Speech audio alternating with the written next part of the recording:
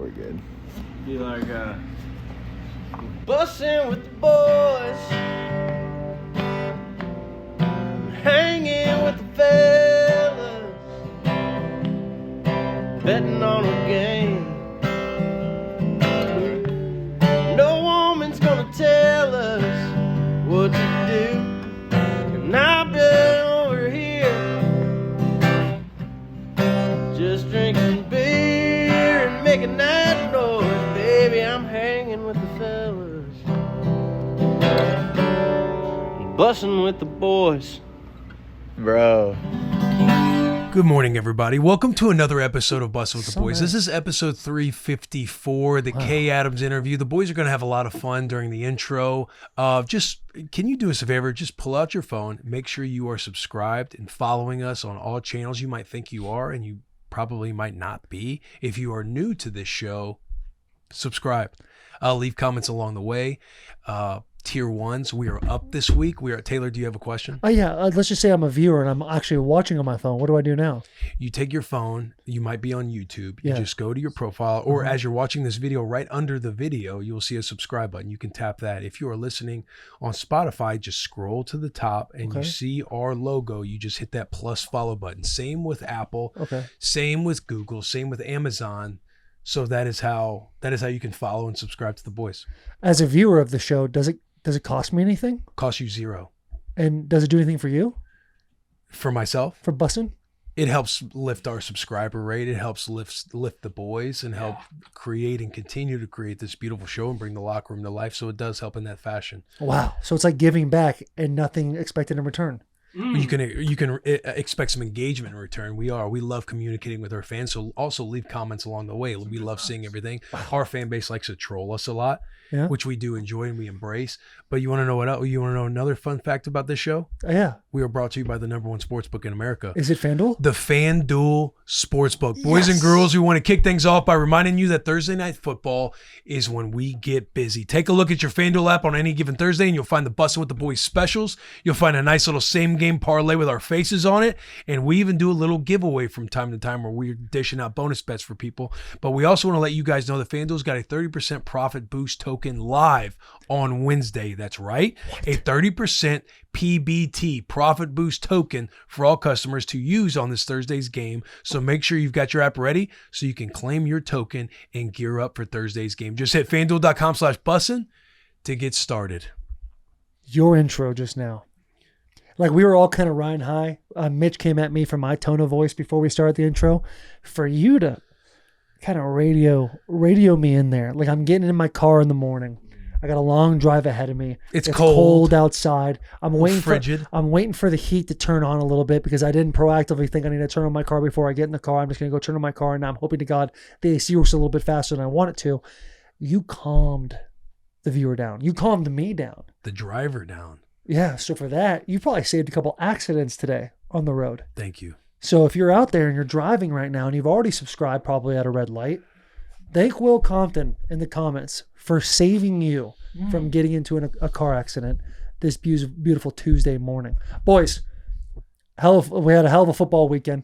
We did the whole entire recap. If you're looking for that, we have a college recap and an NFL recap. I can't remember which one came first, but they're all there on the YouTube now. So it doesn't really matter when they came out. But we had a hell of a weekend. A hell of a weekend, just as it from dudes being dudes, ripping around. Jack's living in sorrow in November. That's okay because Thanksgiving's right around the corner. Will Compton, he had himself a little date night. I'm sure he got himself a little something extra on the little thing there too, because if date nights aren't free, those things aren't free, brother. It's going to cost you, baby. And myself, Saturday afternoon, I was at Dave & Buster's, not just with one, not two, but with 5 children rocking solo. And I'll be honest, I crushed it. Key is to this whole thing, have more fun than them. How was the weekend, Will? Good little weekend. We had a nice Movember Gillette event on Friday night. We got to do Pizza Friday. They were watching Peter Pan, the live version. Not very good. Not a very good movie. Would not recommend to anybody. Okay. Got to see it to know. Not Hook. Maybe it's Hook. The Peter Pan that with dropped David Hoffman, who's like Hook. If you're saying that's a bad movie, Let's find out if this is what the man's doing. We gotta figure that out because that's Spielberg. Can you look at the live action Peter Pan? The movie please? I watched was not very good. I thought it was Peter Pan. I was driving and getting pizza, and Charles was like, do you want to do the old version of Peter Pan or the one that came out in the 2020s? He's talking about, I think it's called Pan. Okay. There are a bunch of live actions. I just want to, because Hook, I'm not trying to. You saw this one? You saw this one? Hook's incredible. It was not Pan. Sure knows Pan. Hook rips too. Is it that one? Is it that one? Let me see who the main actor is for. Please don't For be Peter Hook, Pan. man. Is that him? No, Okay. it's not that one. How many pans are there, dude? You watched that bootleg Peter Pan. I don't, it wouldn't be Hook. Subtitles. There's no way it was Hook. Was it No, that? it wasn't that Okay. one. Yeah. No, it was not that one. Yeah. Fun fact, I haven't All right, seen cool. Hook. Then that's fine. Continue. Onward. Doesn't matter which one Will saw. Went to Hank's Coffee Shop Saturday morning. Went to the farmer's market. Had a little good time at the house, and then took the wife. We went on a little date night for dinner at Abba. Aba. my house. What was your thoughts? I liked it. I loved it. I thought it was a fire spot. They got like Christmas trees and stuff hanging up everywhere. You have no clue where you are. The food was very good. The service was very good. We had a great time. Then we went to see an indie film over in, is it Belmont, Bellevue? The Belcourt? Probably. Yeah, I think so. Over on by Hillsborough Fido. Village? Yes. Double Yeah, feature weekend for the Belcourt Theater. Comptons. Yeah. Garbage. Oh, shit. What was the movie? It Oh. was called The Mastermind. About like a heist in a museum, and I'm like, all right, I'll give this a shot. Charlie didn't want to go see Predator, which really chapped my ass. So it's like National Treasure? She learned her lesson. Oh, bro, What did Charles think about the movie?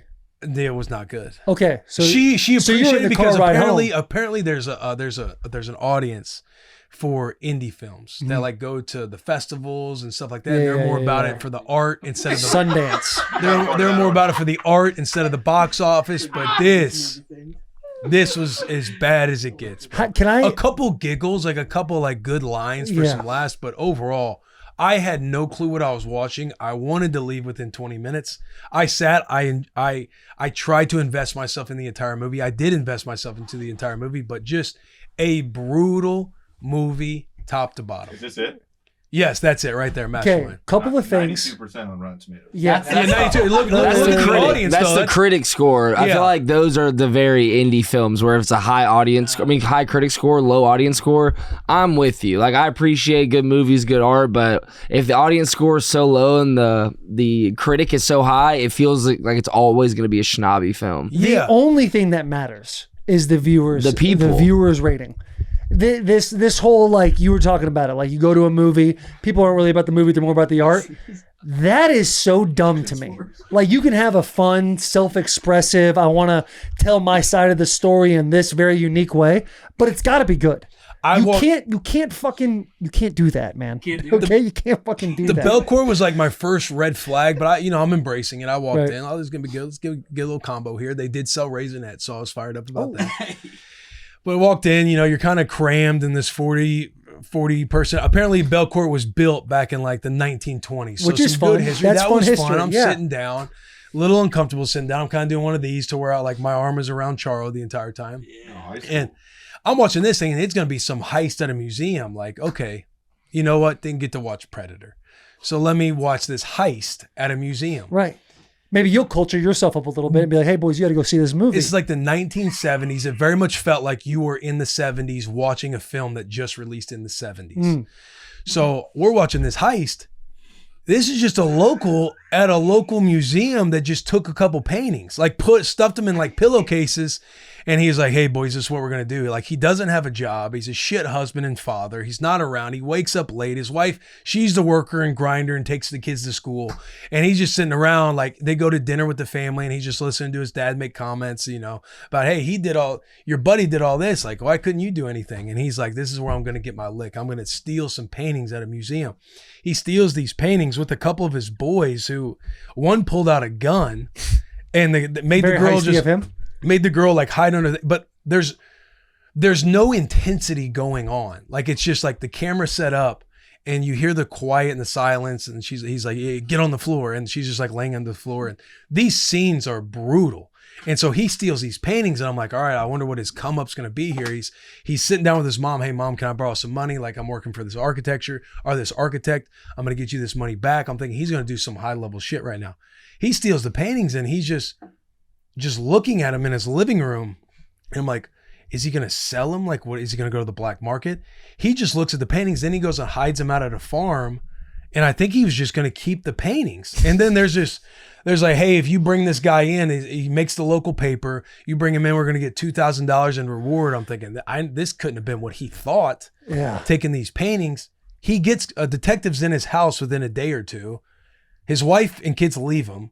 He takes the paintings. Like, he gets caught by like some mob. Like, they stuff him in a car, but no intensity, no peak vibe of the movie. Then he goes, tries and freeloads around, like gets caught, takes the paintings. Detective kind of catches him. They haven't arrested him yet. There's a warrant out for his arrest. The mob, or this other group from his buddy that went with him, they take the paintings from him. They basically force him to go drive to the farm and show him where the paintings are. He willingly does it.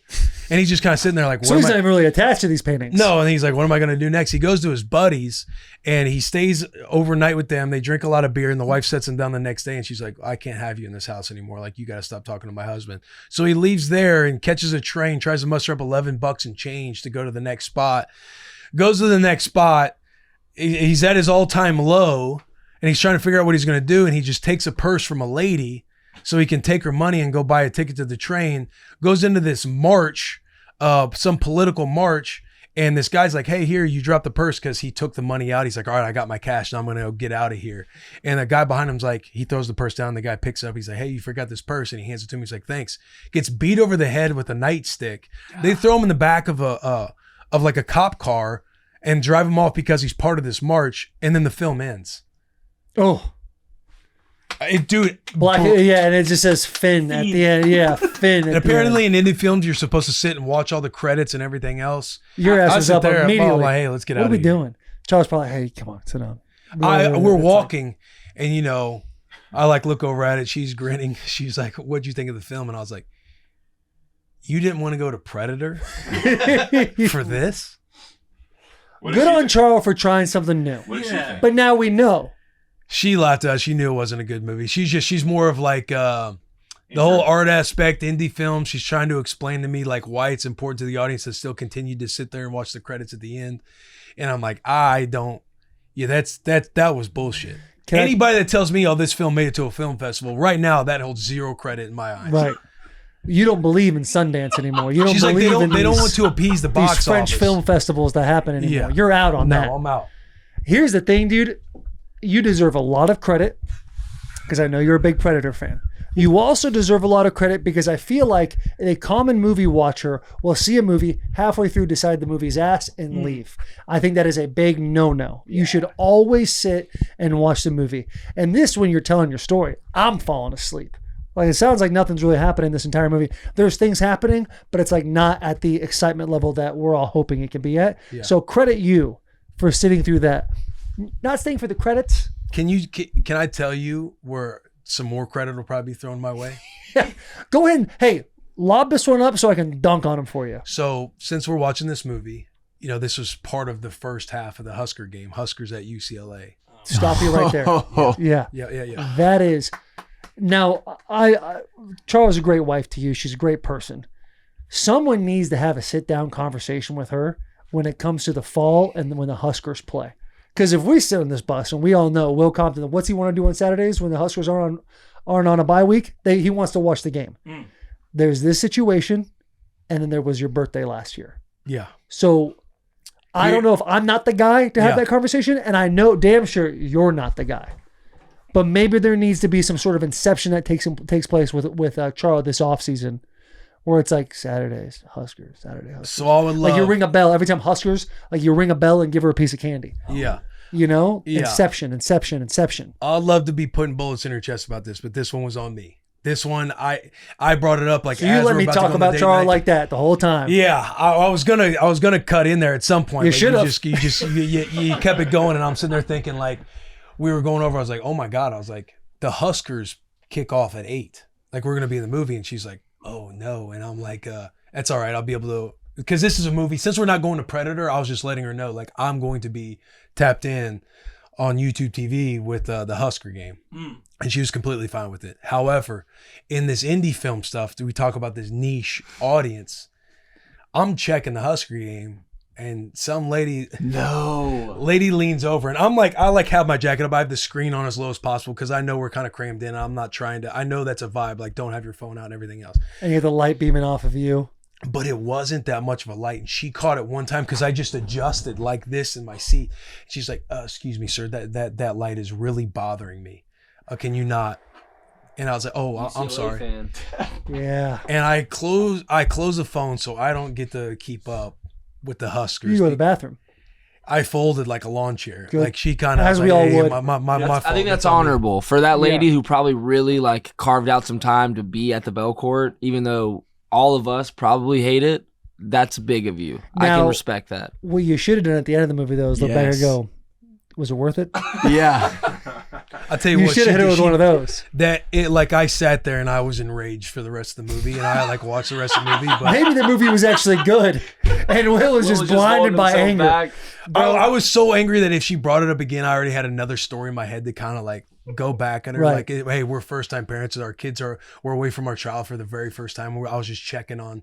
We were just checking. You with were the just sitter. gonna lie to this I was just lady? gonna lie to her. That's how Good man. That's how enraged I was Good getting man. about getting so there's- checked. You should have When said I- my son's playing. Yeah. when I was like, you know, My I was son's very, playing I was with keeping, a I was keeping it 36-year-old very tight and low 35. key, but that didn't happen. I did like she was sitting and watching. I had to kind of like go by her, and I'm like, you know, as big as I possibly can, like trying to like nudge her knees a little bit, like as Yeah, I'm going yeah, out. yeah, yeah. But yeah, I didn't get to catch like the first. It was almost halftime when I started to tune back into the Huskers. Damn. And it sounds like Latif had a hell of a game. I've only been in that situation one time, and I did say something, and it wasn't me. I went and saw, it was me, my mom, my dad, my brother. It was like a little family. We're gonna go watch a movie. We went and watched 42, the Jackie Robinson movie. And there's a lady, it's like a relatively packed film or theater. And there's a lady sitting behind me. This is a Karen before Karens were Karens. Yeah. That's what this lady was too. Every like white guy being mean to black guy thing that happened, the lady behind me is like, oh my God. Oh, and then like they'd be like N-word or something like that. She'd be like, I cannot believe they would say that. Like, hey, You know what the you movie's taking place at the time when he's breaking through barriers, right? Like he's breaking through, he's the first black guy to do it. It's ruffling feathers of white people. That's the story. And I think the fourth time, I don't even remember how old I am, bro, but I'm sitting there, and by the fourth or fifth time, she's like, I can't believe they treated him like that. I look back, I go, hey, we get it. I look back, I go, we understand this is not good, but like, this is what the movie's all about. Can we just? And I watch sat the back movie? there, dude, and my dad leans over to me and goes, nice. We kind of fist bumped, and I was like, I think that was like when I became a man. Like that was when, Yeah. I stood up to a Karen right there. It's like, hey, sweetheart, honey, we get it. Like that was bad that people said and did those things. However, the movie is how we overcame those things. Yeah. So we got to see the bad to end up at the good. We can't just be like, black guy plays baseball, home run, home run, home run. Guy's a gangster. And everyone loved And it. everyone's like, this black guy, we should let the rest of the black guys in here. It's like, no. You got, like, oh shit. We had no idea black guys were good at sports. Like, no, bro. You got to show the white guys being mean to the black guy first. So it's like, look how much the trials and tribulation that he had to get through. And it's like, imagine how bad the guys that weren't so good at the sports were, you know? How they treated that guy. So anyway. And just don't give us color commentary on the movie. Bro, yeah, like who It's like gives she a didn't know fuck? how the story ends. Right. Hey, I'll tell you, she's been hitting that little, like a scene comes on, like we've watched Harry Potter now 7 times. And Natalie, her kids came over. So there's 5 kids. They sleep over on Friday night. And we put on the Harry Potter movie after we get back from the Gillette thing. I'm juiced up because I come home. Like every Thursday I come home, Natalie and all the kids are there. And it's like, it's awesome to have a house just like full of kids. But we're watching Harry Potter.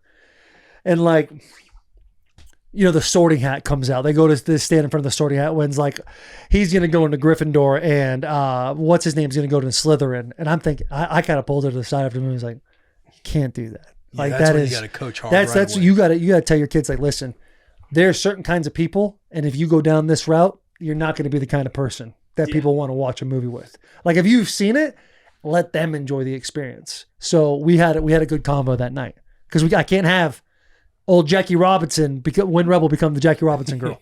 Can't have it. We get it. It's bad. We didn't want that. So good on you, man. Yeah. It was because the initial date night was planned for Friday, but that once we started to commit to the Gillette thing, we kind of had to get some moving pieces. So it was kind of like an urgent moving, and then I realized on Saturday, oh shit, I booked this like while the Huskers play. Yeah. But go to Abba, whatever. I think it's a great spot. I went. The food was definitely super high quality. Wasn't pleased with some of the portions, but like I saw you got the kebab. That's kind of crazy. I didn't get the kebab. I thought it was on the. I got the chicken thighs. And the lady was like, you should mix this chicken thigh dish with, she's like, I'll throw in some rice for you. She's like, it's awesome mixed in with the juice and the sauce. Yeah. Charles got the kebabs because she was asking, Charles was like, I'm not like insanely hungry. And she was looking at doing either the beef or something else. She was like, get the lamb and beef kebab mix if you're wanting a lighter meal. The fish was incredible. See, I'm just not a fish guy, bro. Yeah, that hurts. She was like, should I get the salmon? I'm like, dude, salmon sucks. Oh no, it wasn't salmon, or I forget what it was, but it was awesome. Yeah, salmon. Abba solid. Yeah, so it was you cool. Give it a good spot. The vibe was great. It reminds me of like it would be like in LA or Miami type thing. So it was cool. Well, I'm hung up on this fish thing for a second. Hold on, halibut.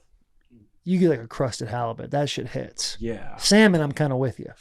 Salmon's just like anyone can do it. I like it all. See, dude, it's me in the landlocked states. I have a harder time. Sushi, for whatever reason, raw. I don't know why, but my brain's like, you can handle this. But yeah, I love sushi. I'll eat a dish. good sea bass. Yeah. Oh yeah, Chilean. Yeah, some sea bass. I don't even know what a gefilte fish is. I love to say it though. We had a Rose Spicy Tier Talk. Best date night spots. Ooh. Best date night spots. Spicy. Where would you put Abba in Nashville? Date night spots. Probably not in the top 3. Oh wow! So he liked it, didn't love it. HM. Yeah, if you're young 20s, it would be it would be like top 10. It's a good spot. Like we love trying different spots. I mean, it's hard to beat getting up top and having a great view at Bourbon. Yeah, Bourbon's Marriott. Nice. Yeah, Cane Prime. And something about the appy with the fries and the 3 different sauces. Like you got to have good appies on a date night. Yeah, there's some spots that I'm just not thinking about. I suck with names. So I'm just not remembering. There's a Mexican spot over 12 South or 12 South we like to go to. Locust? No, not Locust. Nashville officially got their first 1-star Michelin restaurants. They got 3 of them this past week. Really? It's Locust, Bastion, and the Catbird Seed. So Catbird Seed sucks. All right, there you go. No fish allowed. Sucks. Michelin 1-stars are like indie films, bro. Yeah. That's a good take. That JP, really you would hate Capper Snook. The way you said it, I don't even have to see the menu. I'm like, he's right. I promise he's right. You're going to be paying a lot of money. You talk about portions. That's a spot that takes themselves so goddamn serious on creativity. You just get like little tastings. It's 12 courses, but it ain't. Yeah. You're barely getting a full course. Bro, what was the place we went to in Germantown that one time? It was like you, me, Taylor, and Charo. Like there's a handful of other people, and the chef would come out and explain the story of the dish. Do you remember that? Yeah, Bobo was there. Yes. I forget what it's called. I think it was like called like Tailored or something like that. It might have been. Taylor? No, ain't Fifth and Taylor. Hey, they're like, bacon wrap quail. Yeah. Fire. No, this is a spot that's like one of the brick old spots in Germantown. It's like a little tucked away. We all went there. It's supposed to be this like, I'm pretty sure Bobo put us on it too. It's definitely a Bobo spot. And we get there and this like chef comes out, introduces himself to the entire place. It commands the stage, tells a story about how he grew up, and that is the first dish you're going to get. Ass. Here's why it got a bad vibe. We were on some vitamins going in there. So when they're sitting there talking and getting long-winded about these stories, I'm like, for the love of God, I need the next course. And bro, he brings out a bunch of dishes. One of the dishes was the steak. And we looked at each other and were like, steak kind of ass. Like the steak was like our least favorite thing. This dude, the chef comes around and goes, hey, I know my big Titans players need some more food, so I brought you guys some extra steak. Brings a whole mound of steak. And it was like the one thing we were like, I really don't want this. Yeah. Oh, dude, I have a theory that Cookout and some of these fast food chains are in bed with these types of restaurants. Because the first thing on my mind when I'm at one of those restaurants is, where am I going to eat after this? Like, I got to go pick up something. Yeah. And you always end up at one of those fast food chains. Hey, best date night spot though, tier 1, home. Keep it home, dude. What you making? You know me. I'm making whatever Jason's making. Make it, hey, Keep it in house. What baby. are you choosing Jason to make for your date night? And how you going about? Because I'll be honest, when you say home, unless it's like you're in a relationship and your girl's coming over. If you're at home with the wife and you're like, hey, we're gonna do date night at home tonight. Like, to me, it would be all on the guy to set up an experience, not like I got the chef. We got, hey, we're gonna do date night at the house tonight, 7:00. Jason's gonna have some food on the table. 5 o'clock. 5 o'clock's dinner time with the Lewan household. Just go get in the closet real quick, put on something nice, and we'll sit down with hopefully some something like a silence in our nice mouth. soup or something, especially this time of year. Weather's breaking, getting a little colder. Little soup, little chicken on the side, something like that. Some little like maybe little rice fixtures, and a little design around it. Jason crushes that. Are you getting dressed up? For our date night, as dressed up as I get on a daily basis. So like that. Yeah, Got all black on. this is me. Yeah, all black. I'm actually dressed up today. I'm wearing gray. Yeah. I like that. So number one, Taylor's not a home. big. She's not a big. Yeah. Number one, home. Number one, home is for me. Love it. Tier 2. Tier 2, I like bourbon. I like that. I like to take on bourbon. Tier 3, I don't know, throw in a sushi spot. Noco. Say Noco. Oh yeah, Noco. Oh, that's the corner on the east. Honestly, 210 Jack. For whatever reason, like Taylor and I probably go on like 4 dates a year. And at 210 Jack in the fall, it's just a staple, warm, belly up to the bar, tapas. I love that. I love it.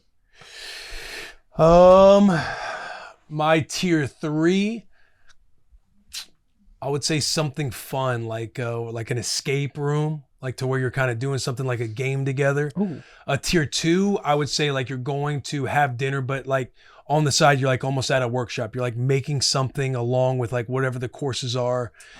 Like ceramics? Yeah, like you might be painting something.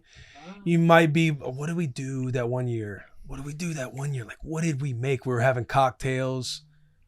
We either made like a candle. That sounds gay, but it was a fun time. We like made a candle. How you make a candle? You just melt wax, You're like right? building something together. Put some essential oils in it and call it a day, right? Yeah, you're like building something together. You're doing something like as a couple to where you're like creating something. I would say my tier 1 is a staycation. Doing a staycation to where you go out, you get dinner. You can either stay in the hotel, watch a movie. We're out, for my birthday, we were out and like we're having cocktails after. We're having a good time to where you're being boyfriend and girlfriend again. And you get, you have the hotel room, you're sleeping, you don't have the kids with you. So that would be, I would say staycation would be my tier 1. That's nice. You love that South Hall. Yeah, South Hall's been a good vibe where we've done like family staycations there, and one where it's just like Charles and myself. But like just getting out of the house, like doing, home to me is hilarious. Yeah, home's awesome. To me, it's like just getting out of the home vibe of being like dad or being husband, and it's like, let's go be some young Thundercats again. I don't know. Just in it. Yeah. Sometimes you just in having it, some man. fun. Just having some fun. Get out there. Yeah, but something about home, man. Something about home. State Fair, amusement park, water park. The big 3. The big 3. Do we want to announce our True Classic Gooner of the Month? Dude, let's announce our True Classic Gooner of the Month. Let's give a round of applause for Derek, baby. Not only won Gooner of the Month, but ran away with it. How do we feel? Terrific. I did not know I ran away with it. I was told it was very close in my own head. And so very excited. Ran away with it. The tagline with True Classic: look good, feel good, play good. You make us look good, you make us feel good, and we're out there. You're executing your ass off. You crushed it this past month. Thank you. So our Gooner of the month, Derek. Tell us a little bit about yourself, Derek. Been inside the bus. Oh. Hey, I will say on Inside the Bus. Or for the dads, to be You've fair. done a great job, obviously, behind the cameras, but your appearance on Inside the Bus with the top 10 beers, Bro. phenomenal. I've been holding that in the chamber since 2018. Yeah, and it I've been seemed like ready. you did it, worked it in front of the mirror. Yep. Like you knew exactly where you're going with every single sentence. Everything. No, It was incredible. Inside the Bus, great podcast. Terrific. Great Yeah, host. yeah, it's great. Great hosts. Made you feel comfortable. Hospitable, if you could. I A love it. little bit about me. No, just Pittsburgh born and raised. I've been here for about 2 months now, I guess official. On For the Dads. Shout out For the Dads. Moved to Nashville like 5 years ago and am the happiest I've ever been. I love you guys. This is awesome. dude, Thank love you you so much. too. I do like indie films. That sucks to say out loud. So fuck. I can What- see, knowing that you had the beer rankings list and everything else, I I'm can a- see you being an indie film I got like guy. a balance. You of could shit. be a guy that appreciates Mhm. what goes into an Takes indie time. film. I don't. Not I don't me. like them. I need something like Yeah. we had up Transformers. Like, give me some Transformers. I Yeah, need some. yeah. I wanted to see Predator. Yeah. Yeah, give me a Michael Give Bay me Michael film. Bay. Yeah, what is it about indie films? Indian in the Cupboard is a great movie too. It I never like be made today. the work that goes into it. Like I can appreciate all of the shit that goes into it, no matter how bad it is. Like I always try to find an appreciation for shit like that. That's beautiful. Because even like a bad song or bad, I'm like, somebody put a lot of time to this. It was worthless time, but they put a lot of time into it, and so I try my ass off to like it. Looking back at your 10 beers or your top 10 beers, are there any that you thought, man, I forgot to put this one. I should have put this one in there. Not forgot. There's some that I have gotten since I wrote that blog in like 2020 or whatever it is. And I had a lot of people commenting. But like the tough part about that is there's situational beers. And then there's people who are like, dude, you forgot the beach beer. And I'm like, the beach beer is not a beer. You're just drinking a beer on the beach. Like it has to be like a thing that's a part of it. Some people did say like the Ski Slope Lodge beer. And I was like, that's a decent one because you're getting back. You take all your clothes off. It's, a nice little beer in a hot tub or something. But no, I stand 10 toes down on that list. You love it. Love it. I stand 10 toes down on that list. Yeah. And the whole indie film thing, I can do a better job of appreciating it, but my mindset going into it, I had no clue what this world was like. It's like, oh, we're going to go see a movie called The Mastermind. There's going to be a museum heist, and do not go in with the mentality of like, I'm about to watch an actual good movie. Was this guy at any point in the movie a mastermind? No.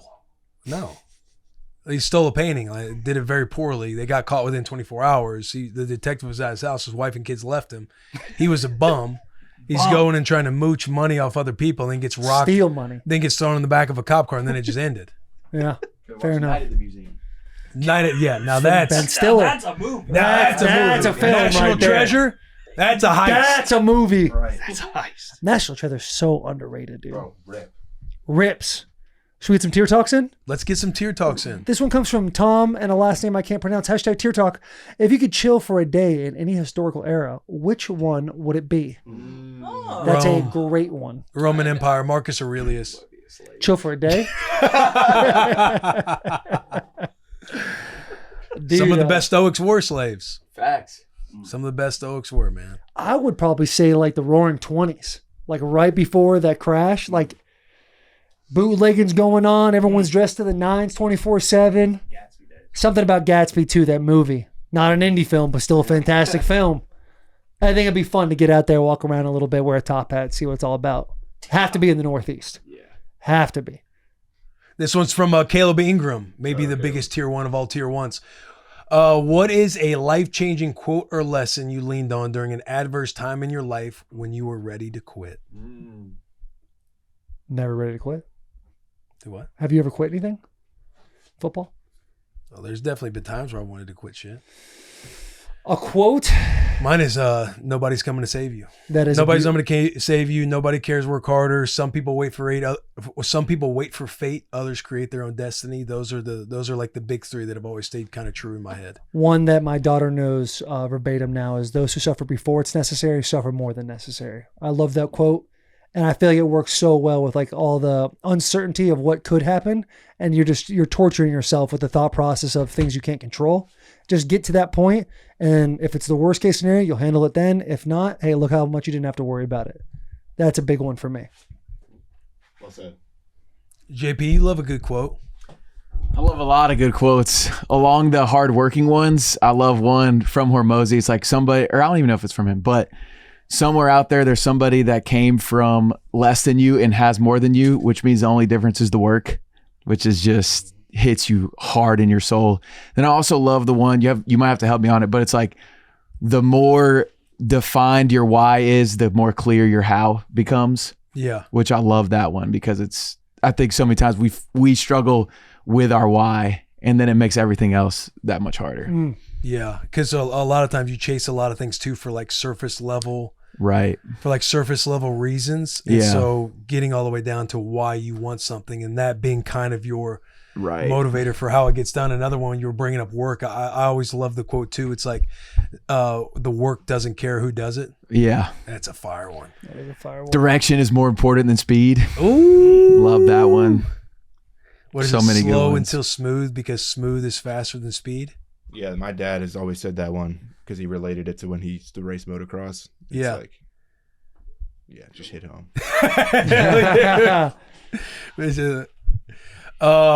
Here's a tier talk too from Winnie the Bish 33. Waffles or pancakes for the Bussin crew? Which is better? Waffles. Tier talk. Waffles. I will say something about like a chocolate chip pancake though. Oh, something about it. But like a plain waffle versus a plain pancake, I'm going waffle. But if you're going chocolate chip pancakes over a waffle, I'm going chocolate chip pancakes. Something about the texture of a waffle over a pancake for me. Just And then like crispy. You bite into it, it's nice and soft in the middle. the cups of syrup. It's just like Come on now. The only thing that The game as a kid, you put it in all the little holes. Yeah. You're like, and is I'm this with really- you on waffles over pancakes, but the thing with me is just getting them when the craters are big and you just gotta take so much time with the damn butter, bro. Oh yeah, hey, that's why you Try need to soft spread butter. it, it falls in the But if one, you you're have like soft scooping butter- it out, you're like, fuck, I want to kill this waffle right now. I gotta take my time. Yeah, the assembly process for a waffle takes a little longer than the pancake. Yeah. Sometimes I'll just stop a quarter of the way through. I'm just like, I gotta eat this waffle. I'll save this buttered part for my last bites. Dude, the waffle, and you put all the fixings on it. You can do it with the pancake as well, but I just feel like the waffle dress is better. You can put whether it's chocolate chips you want to put on it, the strawberries, the whipped cream, all it just dresses nicer than the pancake does. I do love a good pancake though, man. Especially you throw some peanut butter on that pancake. Hey, that is really fucking good. Peanut butter? That is nice. Peanut butter, man. Peanut butter goes a long way, yeah. Butter goes a long way, man. Evan Koob says, could the back of the bus boys rush for a TD on the goal line in the NFL? Hashtag TierTalk. Yeah, I don't see why not. Depends what defense is happening. I'm not It's going kinda through the offensive middle. line. I'll tell you that much. JP's not scoring. I'd push your tush. So on the goal line, let's be specific. Which yard line? Are we doing the 1 or the 2, 3? let's go 3. No way. All right. No So chance ball on is placed. One, Ball's do a tush push. ball's placed at the 3-yard line. This is any scenario. You think you put the boys in a running back. Hey, JP, Mitch, whoever, get in there. It's got to be no fair dodge. It's got to be a downhill gap scheme play. Can't be, hey, we're going to block down with the tackle guard's going to go up. You're going to go into the C gap. That's too much reading. You're running Like, ISO. I need ISO. I need wedge. I love ISO. Put the fullback back there and be like, just follow him. And then hopefully along the way you have good blocking up front, probably the left side, and it works out. But if there's not good blocking, no shot. You think Damon's getting in there? No. Demon's getting killed. Demon is getting murdered. Murdered. I think the only person though, Mitch has got a shot. Mitch and Jack's body Yeah. are built the most for it. I mean, look at a photo of me next to Derrick Henry. I'm literally getting in that end zone. Without a doubt. If we do an ISO, yeah, that's going to help a lot. But ISO's the play. Give me a toss. I would put, if we had to put one You're getting person, smoked. We're all getting You're getting smoked. hot. our whole team, we're putting getting Mitch out there hopped. first. We're going to put Mitch out there. And then second, third, probably Mitch again. Third comes around, maybe give me the rock. I don't know. I would put my trust in Mitch, though. Here's what I like. I'm closing my eyes running through there. JP gonna run in the back of an O-line and fall over. Yeah, bro. That is such a What about Matt Malone? Broken. He's fumbling. Who do you think does worse, Matt or Jared? Jared. Matt's going to be pretty bummed to hear that That one. was mean. That was mean. I'm Nobody sorry, is Matt. scoring unless the offensive line just moves the line of scrimmage. Right. To the If end they zone. score with their guy in the end zone, you got a shot. We trust our hogs. I got Cade McConnell blocking for me. Yeah, come on. Come on. I think I'm getting in there. Bro. God. Again, such a miserable you get play. in there if the offensive line moves the defensive line into the end zone. Damn. He's saying you're not making someone miss. No, You're not making anybody you're miss. not making nobody miss. I mean, I'm not saying I'm making anybody miss, but I think I'm not gonna get stonewalled. I think I could fall forward for a yard or two. You think The the problem chance? is You the think the problem is- chances are? Buddy, you probably falling forward for a yard or two, but you're getting met a yard or two in the backfield. Like you got to make. No. I'm just letting you know, man. It is so. If there's a You think the free chances runner- are higher of you getting stonewalled or you falling forward a yard? Stonewall? But I'm gonna say I'm doing it for the boys in the back. And we're supporting it. I believe you're going 100 miles an hour that first play. I believe that. That second play after what just happened to you in the first play, that's when I think. That's when it gets. That's when question marks, doubt creeps in your head of like, oh my God, I've never been touched like that in my life. I would feel more comfortable trying to catch a touchdown pass than rush for a touchdown pass. Yeah. Mitch versus Nate Wiggins. I got Mitch. Nate Wiggins That's just the getting, punchy guy that you made. Nate Wiggins is taking a stray. Yeah, we got to get you on the gridiron. We got to get you a tryout or something If like that. Delaney talked about doing the tryouts. Like I'm about that, and JP. punting Yeah, and kicking. but there's also no way that's real, right? There's no way that's real. Delaney That said was the things Vince like that was a Papale, dumb like, question. Well, that was a movie. He's like, yeah, they do tryouts every year. I don't think. I feel like we would have already. If we've heard, we would have heard of it. Yeah. Dude, we had a guy during camp one year at the Titans, camped outside the fence with a sign saying, give me a shot. And he was out there for, I think, over a week. Yeah, the Tennessee Titans do not hold open tryouts for the main NFL teams. Yeah. Doesn't happen. Yeah. We got to get you out there for an OTAs, though. Hopefully the next Titans head coach is a big Bussin fan. We can get you out there, get you in for like 4 days. Just get him a goal line rep. Mitch Powers. Now we need to create this.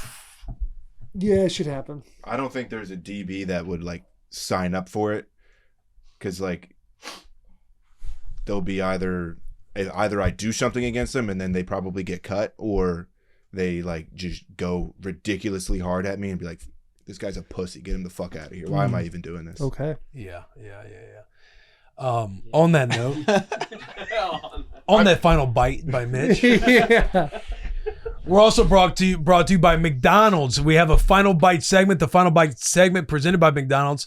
All right, going into the final bite. This final bite segment is presented by McDonald's, a sponsor segment that delivers our sharpest takeaway heading into the weekend. Whether it's a bold prediction, a hot take, or a storyline flying under the radar, the final bite gives fans the one thing to keep in mind before finishing their week or tuning into kickoff.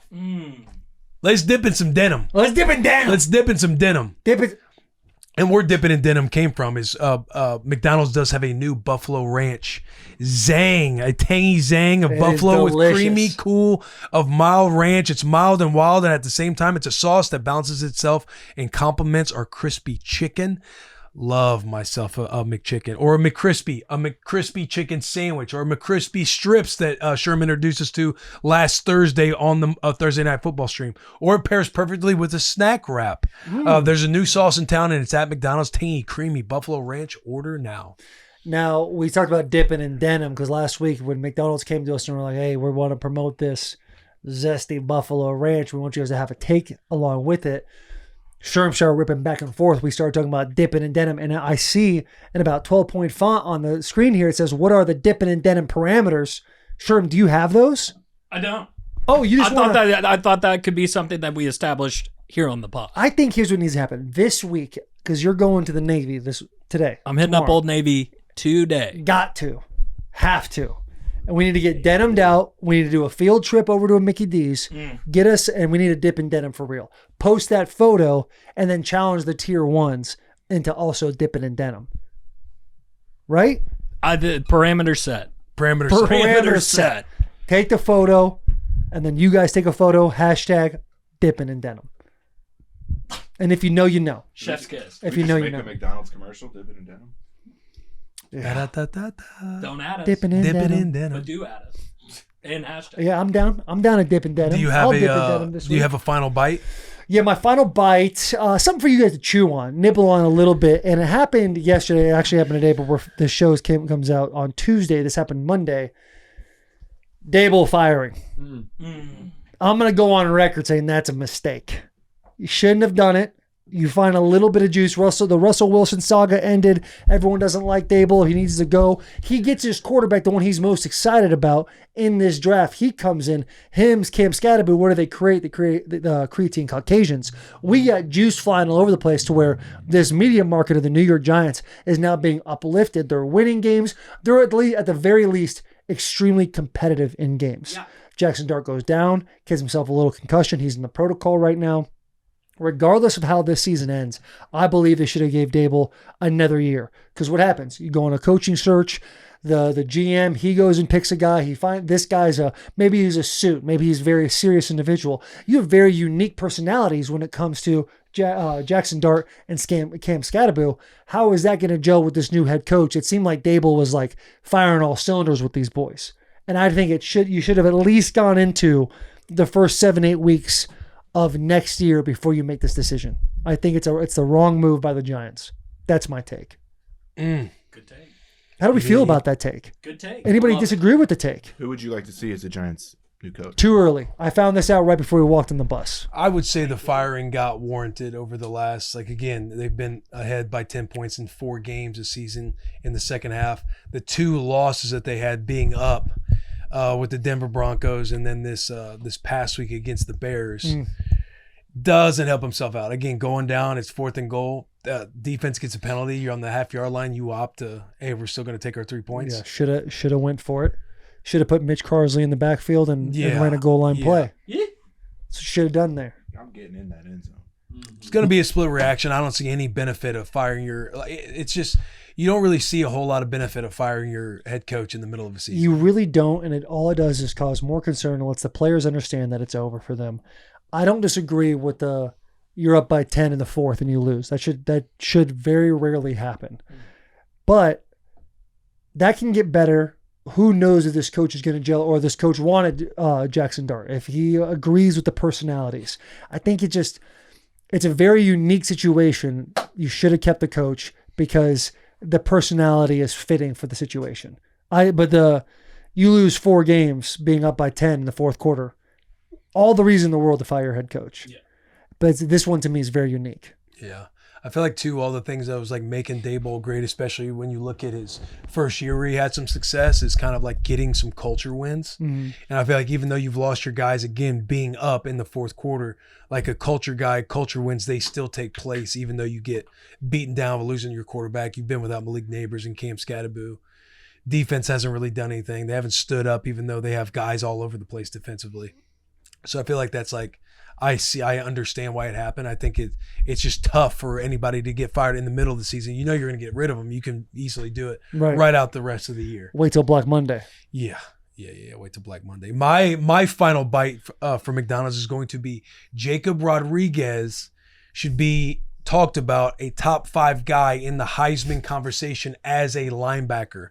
I don't know where he's at on the odds right now. I don't even think he's anywhere on the odds for Heisman, but he should be somebody strongly considered as a defensive player getting more notoriety in the Heisman conversation. Right now, he's averaging 8.8 tackles. The last defensive player to be in the Heisman conversation, Manti Te'o. He had about 113 tackles, 7 takeaways. This Jacob Rodriguez is averaging more tackles to where he's going to blow that out of the water. He has 7 forced fumbles alone, 10 takeaways on the season, 3 what? Picks. 3 picks, 3 picks, 7 forced fumbles. He had 14 tackles this past week against BYU. Got an interception, recovered another fumble. But let's get Jacob Rodriguez. He's starting to get on the map. Let's get him more on the map going into this weekend when you're dipping in denim with McDonald's.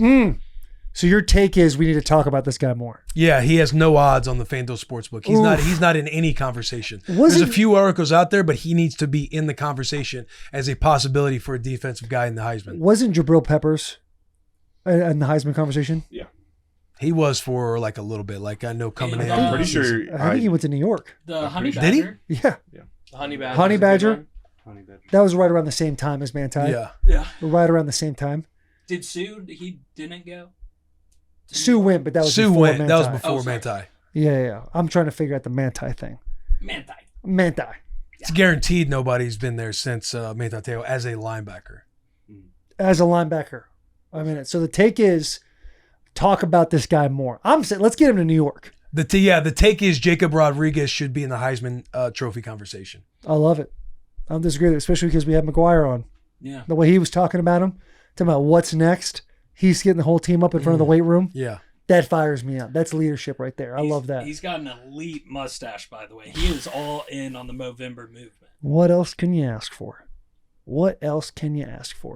Should we get into this episode with Kay Adams? Boys feel good? Any parting thoughts? Great. Let's have a great week. Let's have a great week. All of our football recap stuff was dropped yesterday on Monday. Obviously, subscribe, promote the episode today. We have the locker room for the dads coming out tomorrow. We have NFL locker room coming out Thursday morning. Inside the Bus coming out Friday morning. A week of Bussin' with the Boys. We appreciate you. We love you. Big hugs. Tiny kisses. We interrupt this episode to bring you Blue Diamond almonds. You guys have got to get your hands on some dark chocolate Blue Diamond almonds and some blueberry Blue Diamond almonds. But Blue Diamond almonds are the super nut that hits you with that little protein punch to keep you going. Available in 20 plus flavors.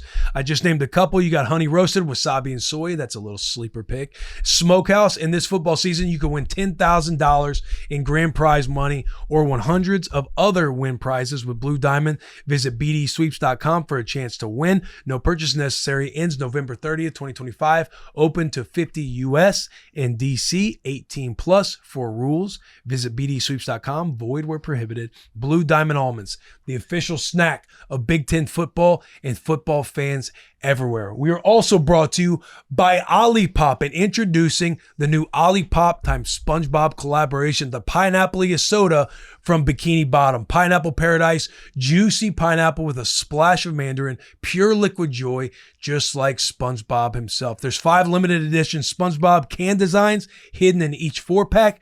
Each pack's little treasure hunt, so you never know which one you'll get. Collect them all and unlock sweet rewards at drinkolipop.com/SpongeBob. It's always fun drinking soda, but it's even better when you're drinking soda that's healthy for you. Olipop actually supports gut health with 9 grams of prebiotic fiber, only 2 to 5 grams of sugar per can. Tastes just like soda, but it's actually good for you. They have vintage cola, classic root beer, cream soda, orange squeeze, Dr. Goodwin, lemon lime, and more. Get $2 off a 4-pack of Olipop at drinkolipop.com/bussin. That works on any flavor of 4-pack, including SpongeBob at any retailer. They're also available in almost 50,000 retailers nationwide, including Costco, Walmart, Target, Publix, Whole Foods, Kroger, and HEB. Get back to this episode of Bussin' with the Boys. Here it is. Good afternoon, ladies and gentlemen. Welcome to another wonderful, special episode of Bussin' with the Boys. Our guest today is one-of-a-kind host of Up and Adams. Let's give a round of applause for Kay Adams. And as always, she just cracked herself a can of Bud Light. This interview is brought to you by Bud Light. Bud Light is always brewed with 4 simple ingredients for a clean, crisp taste. Bud Light is the official sponsor of the NFL, the NFL Draft, Tight End University, the UFC, and Shane Gillis' 2025 tour. Bud Light partners include Peyton Manning, George Kittle, Baker Mayfield, Emmitt Smith, Shane Gillis, Post Malone, Dustin Poirier. Do me a favor, stock up on Bud Light. Head to www.budlight.com/locator to find a store near you. Easy to drink, easy to enjoy. Kay, it's been a long time coming. It's been a long time since I've had one of these fellas. It's great. How is it? Great. It's wonderful. It's great to see you Clean. in the flesh. No Zoom camera or lens between us. Thank you guys for having me finally on the bus. Here it is. Finally on Bussin' with the Boys. JP's not on here. No, he's not, but he was here earlier. You know how guys get around pretty girls. He gets a little nervous. He walks up. Hey, Kay, good to see you. All right, out of there. Because you don't want to spend too much time. They start to figure out. Yeah. He was wonderful. He's very married. He's very like adult. Like I feel like he's growing in front of my eyes. It's nice to see. I wish I would have been invited to the bachelor party. That's what I came all the way down here to like give him shit for that. Like I would have loved to do a drive-by wherever they had their bachelor party. Just pop up in Greenville, South Carolina. Pop in, buy him a drink, buy him a cold Bud Light. Could you imagine? Do some push-ups. Yeah, the push-ups. Great time. Yeah. Your show, can I just tell you, every Tuesday we do your show. Thank you. When we do your show. Thank you for doing my show. We come on. The people, hey, can you hear her fine? Can you see her fine? All right, great. You're going to come on in a little bit. And then you go to break and you start having a conversation with the other gentleman whose name Matthew Hamilton. Mm-hmm. In that, you'll start asking questions like clockwork. Tomorrow we'll do this. Will will start answering you back. Oh, and we have to go, hey, Will, like they're not. And finally, your production team's like, hey, by the way, she can't hear you or see you. But it's they should just pop you on single week. Dude, every time. And the flow that's happening. Do we think the Rams? I'm responding. I think the Rams are having like a response that's like, we're all having a conversation, and then they got to tell me, hey, it's that Midwest vibe. You just want to dig right in. Thank you guys for being on time. Thank you for being early. on the program. I don't know that happened. They should just like let you guys flow. Yeah, I'm like, I don't know. I think if you do that, hey, Will, they can't hear you. Yeah, they can't. He'll be in the middle of a take going through it. Then you'll ask, and he'll like kind of get through what his first original thought was way better than a second thought. It is very difficult to interview two people on like a Zoom or on anything, and you guys somehow finish each other's sentences. You guys hold such space for each other. I don't know that there's a team, because we're holding hands now. I love this. That is easier, because I was worried about, you can ask my production. I was like, I don't know if both of them together is going to be difficult for me. And you guys have just been amazing. Can we FanDuel hold hands? This is A little beautiful. circle. It's beautiful. How has it been running your own show? I want to get into Good Morning Football and all that. Yeah. And really start to make your mark. But like you being solo, what were the original like worries, concerns? You obviously went off the diving board and like, hey, we're going to give it our best shot here. I'm not worried about that. I sort of just feel like I'll land on my feet. I have this just idea in my head that I'll be okay. I wouldn't say I run the show. I would say I host the show. Like I'm not good at business. I'm not good at, leading necessarily, but I think what works. I think I know, and I'm really guided by what the fan feels. I think I've always led with that in my career and asking you questions, whoever I'm talking to, and for sort of forming my point of view. I've always been like a fan first person. It's why I love YouTube. It's why I love FanDuel. Like it's, sort of knowing your audience. And that led me. So when it came to creating content solo, I just knew I really wanted to interview people. That's my strength. I like talking. I like conversation. I'm naturally curious. So that part wasn't hard. Partnering with FanDuel was really necessary. I don't know that I could do it otherwise, because at the time especially, they were just so willing to support me and say, what do you think this should be? What do you think we should do? What kind of guests? Oh, you want Taylor Lewan on every morning? Let's try to see if we can make that, or every week, let's see if we can make that happen to get his point of view. Like I sort of have that idea. Even Daniel Jones, right? That was like, oh, you want Daniel Jones on your show every week? He doesn't talk very much, but I just have those sort of ideas that they were willing to support. But as far as like running it, I wouldn't say. I mean, I don't even run my life. Like they can all tell you. But yeah, it's obviously like having a good team like you guys have here. The welcome wagon on Bussin' with the Boys, you guys had like candy and coffee for me. Like that little stuff goes a long way. So it's just been really fun. I wouldn't say that I have some master plan though. I just have never operated that way well. We got some cleaners in here immediately. They're like, okay, it's coming on next week. We're like, let's get some deep cleaning. Hey, this office is running way different. Really? You walked in today, it's cleaner. Like every Monday. We have a candle lit in there right now. Yeah. Every Monday it smells I walk nice in and there's like the debris, the smelling debris of our Thursday night stream. I'm like, Of boys, it smells like course. shit in here. It smells terrible. And then like Wednesday by Wednesday, like kind of finally clears out before the next Thursday stream food comes in and messes it all up. No. I walk in today, dude.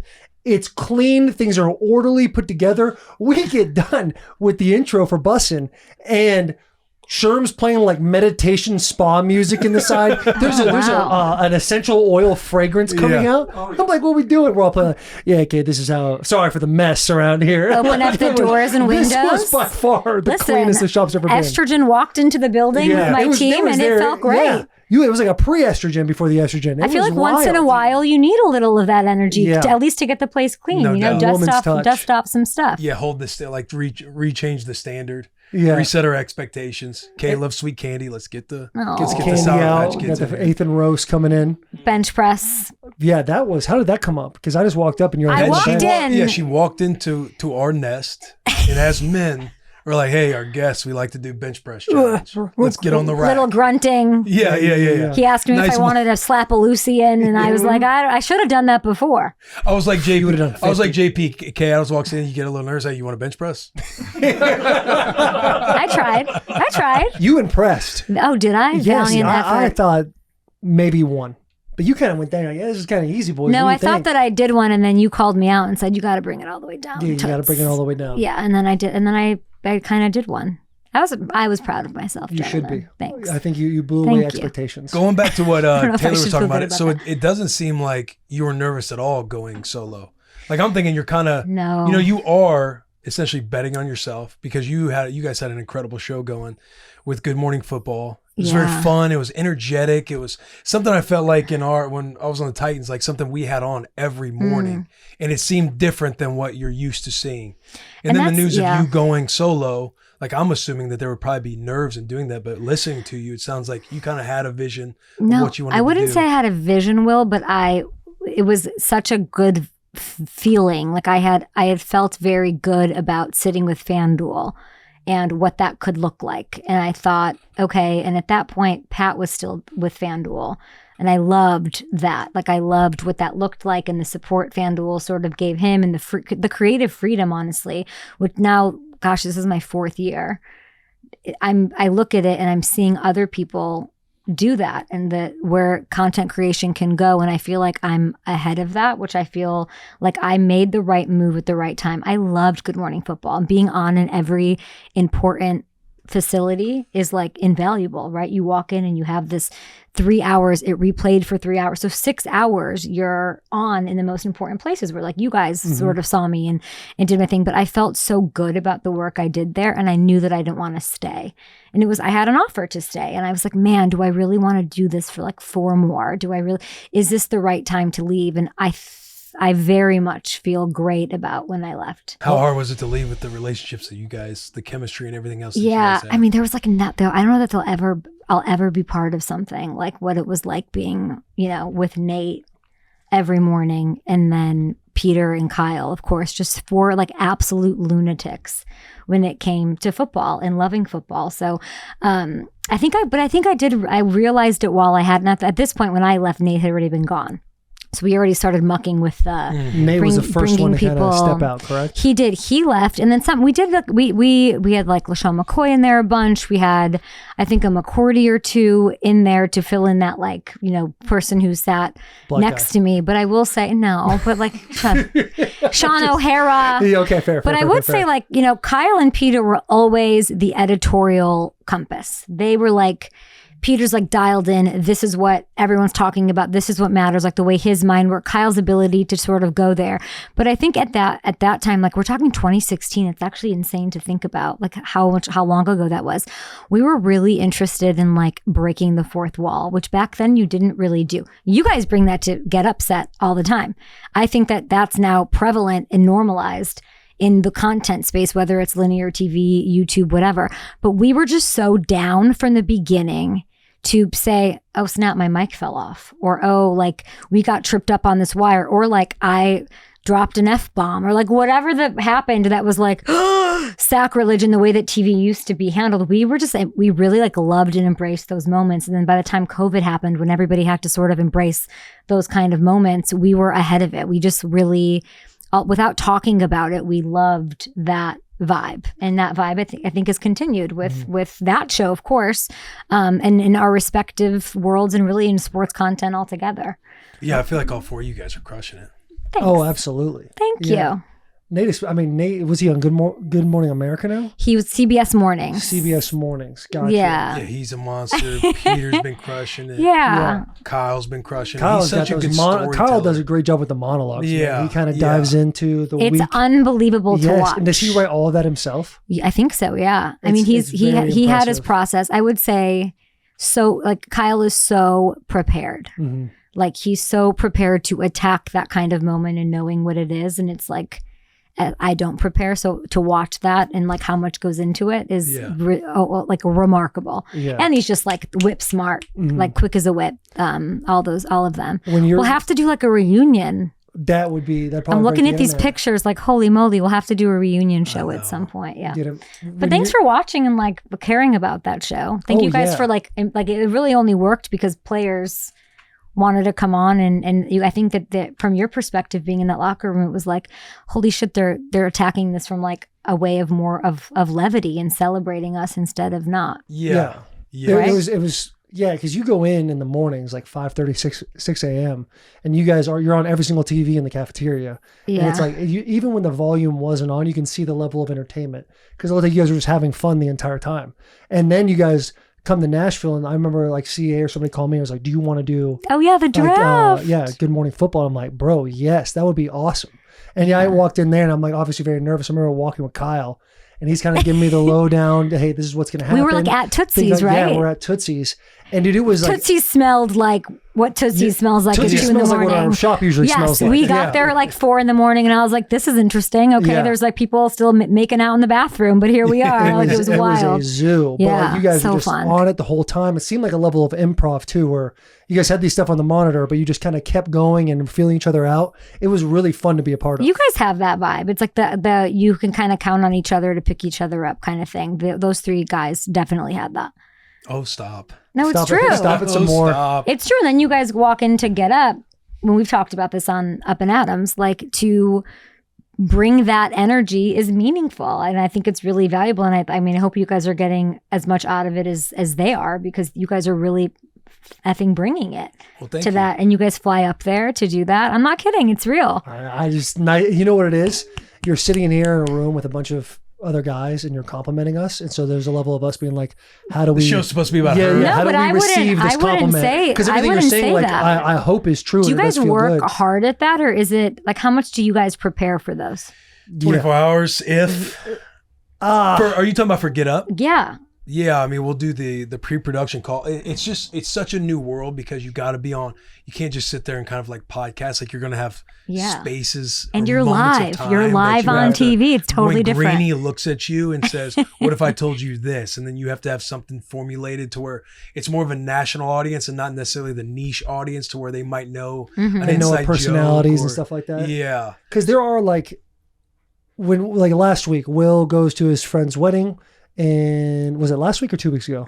2 weeks ago, he goes to his friend's wedding, doesn't get to watch a whole lot of football. He comes on the show Monday, and it's me, Greg Olson, and him. And he's like, "Hey, boys, full transparency.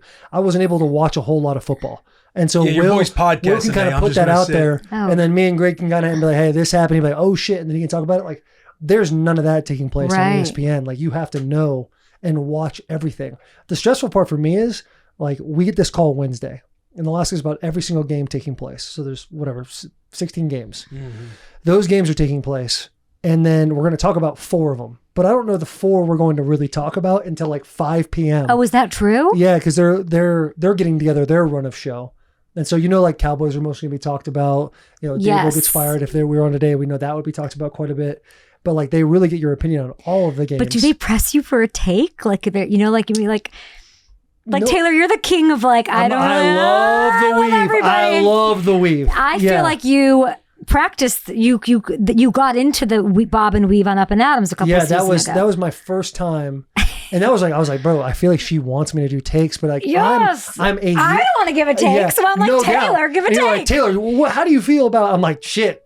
Hey, them boys are trying hard out there, right? And they're doing the best they can. But at that point, he was too close in it, Will. I thought like he just came off the field. There's no way he's going to. But years later, you're still sort of, see. Even now, like on your show, I said the Brock Purdy thing. I said, hey, I have a source that says Brock Purdy thing, like, is not the guy. Yeah. Well, yeah, because it was my first time being like, okay, I could see what Kay wants. I understand like the world they kind of want me to live into. Let me dive into that. And somebody did say that to me. So I'm like, let me make this a take. Oh, no. I do that. And because I'm close with Kittle and Christian McCaffrey, it's the worst. They reach out and they're like, bro, what the fuck are you doing? And I'm like, yeah, you're right. What am I? And then they go to the Super Bowl. So I like go to the media days. I'm like, hey, just so you know, but also like, you're welcome because I lit a fire. I guess clearly got you to like, you're welcome. Right. And so I deserve collateral thank yous from Brock and company for that. And the thing that's so crazy about like daily shows like yours or ESPN is there has to be a form of entertainment every single day. And so if it's like Thursday on week 4 and you're like, or ESPN's like, Taylor, are the Giants going to make the playoffs this year? And it's like, I don't know. They're 2-2. Like, maybe. Hey, can I say maybe on the show? And that's like the thing I have the hardest time with. Like skirting around. What do I actually believe and what am I just saying? But also, sometimes? You don't need to. I think that's what you guys like. You don't need to always have some scathing take. You can you can live in the maybe zone. I certainly do. But yeah, you guys crush on ESPN. I love it. I love doing something that kind of champions whatever the storyline might be, and then adding some entertainment factor. There were a few weeks ago.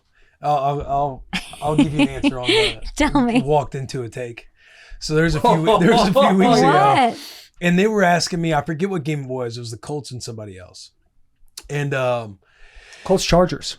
It was Colts Chargers? Yeah, because they were going to LA. And you're like, look who they. Anyway, go ahead. And I was like, you can kind of help fill in holes with this too, because I kind of can't remember a whole lot. I just remember whatever I said, and I'm like, I think the Chargers come up with the win here. And they're like, do you feel like the Colts are overrated? And this is like on television? No, this is the pre-pro. Got it. And I was like, Chargers are going to listen to YouTube pre-pro. Yeah, Chargers are going to win this game. Yada yada yada. Would you say I'm like the Colts haven't really played anybody, and I think when they play against a good quarterback like Herbert, because at the time I want to say their wins were against like quarterbacks who weren't like of substance. So I'm like, I see Chargers winning this game. They're like, would you say that the Colts are overrated? I was like, I mean, I wouldn't say that they're overrated. I just feel like they haven't they haven't been challenged yet. So that's why my opinion of the Chargers winning that's why I'm taking the Chargers.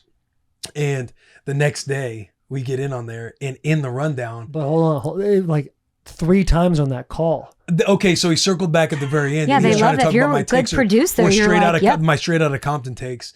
It was he was like the Colts are overrated. I was like, I did not say again. I do not think the Colts are overrated, but I can see where if you guys are wanting me to do that, like I can lean in or play into the Colts being overrated. Mm-hmm.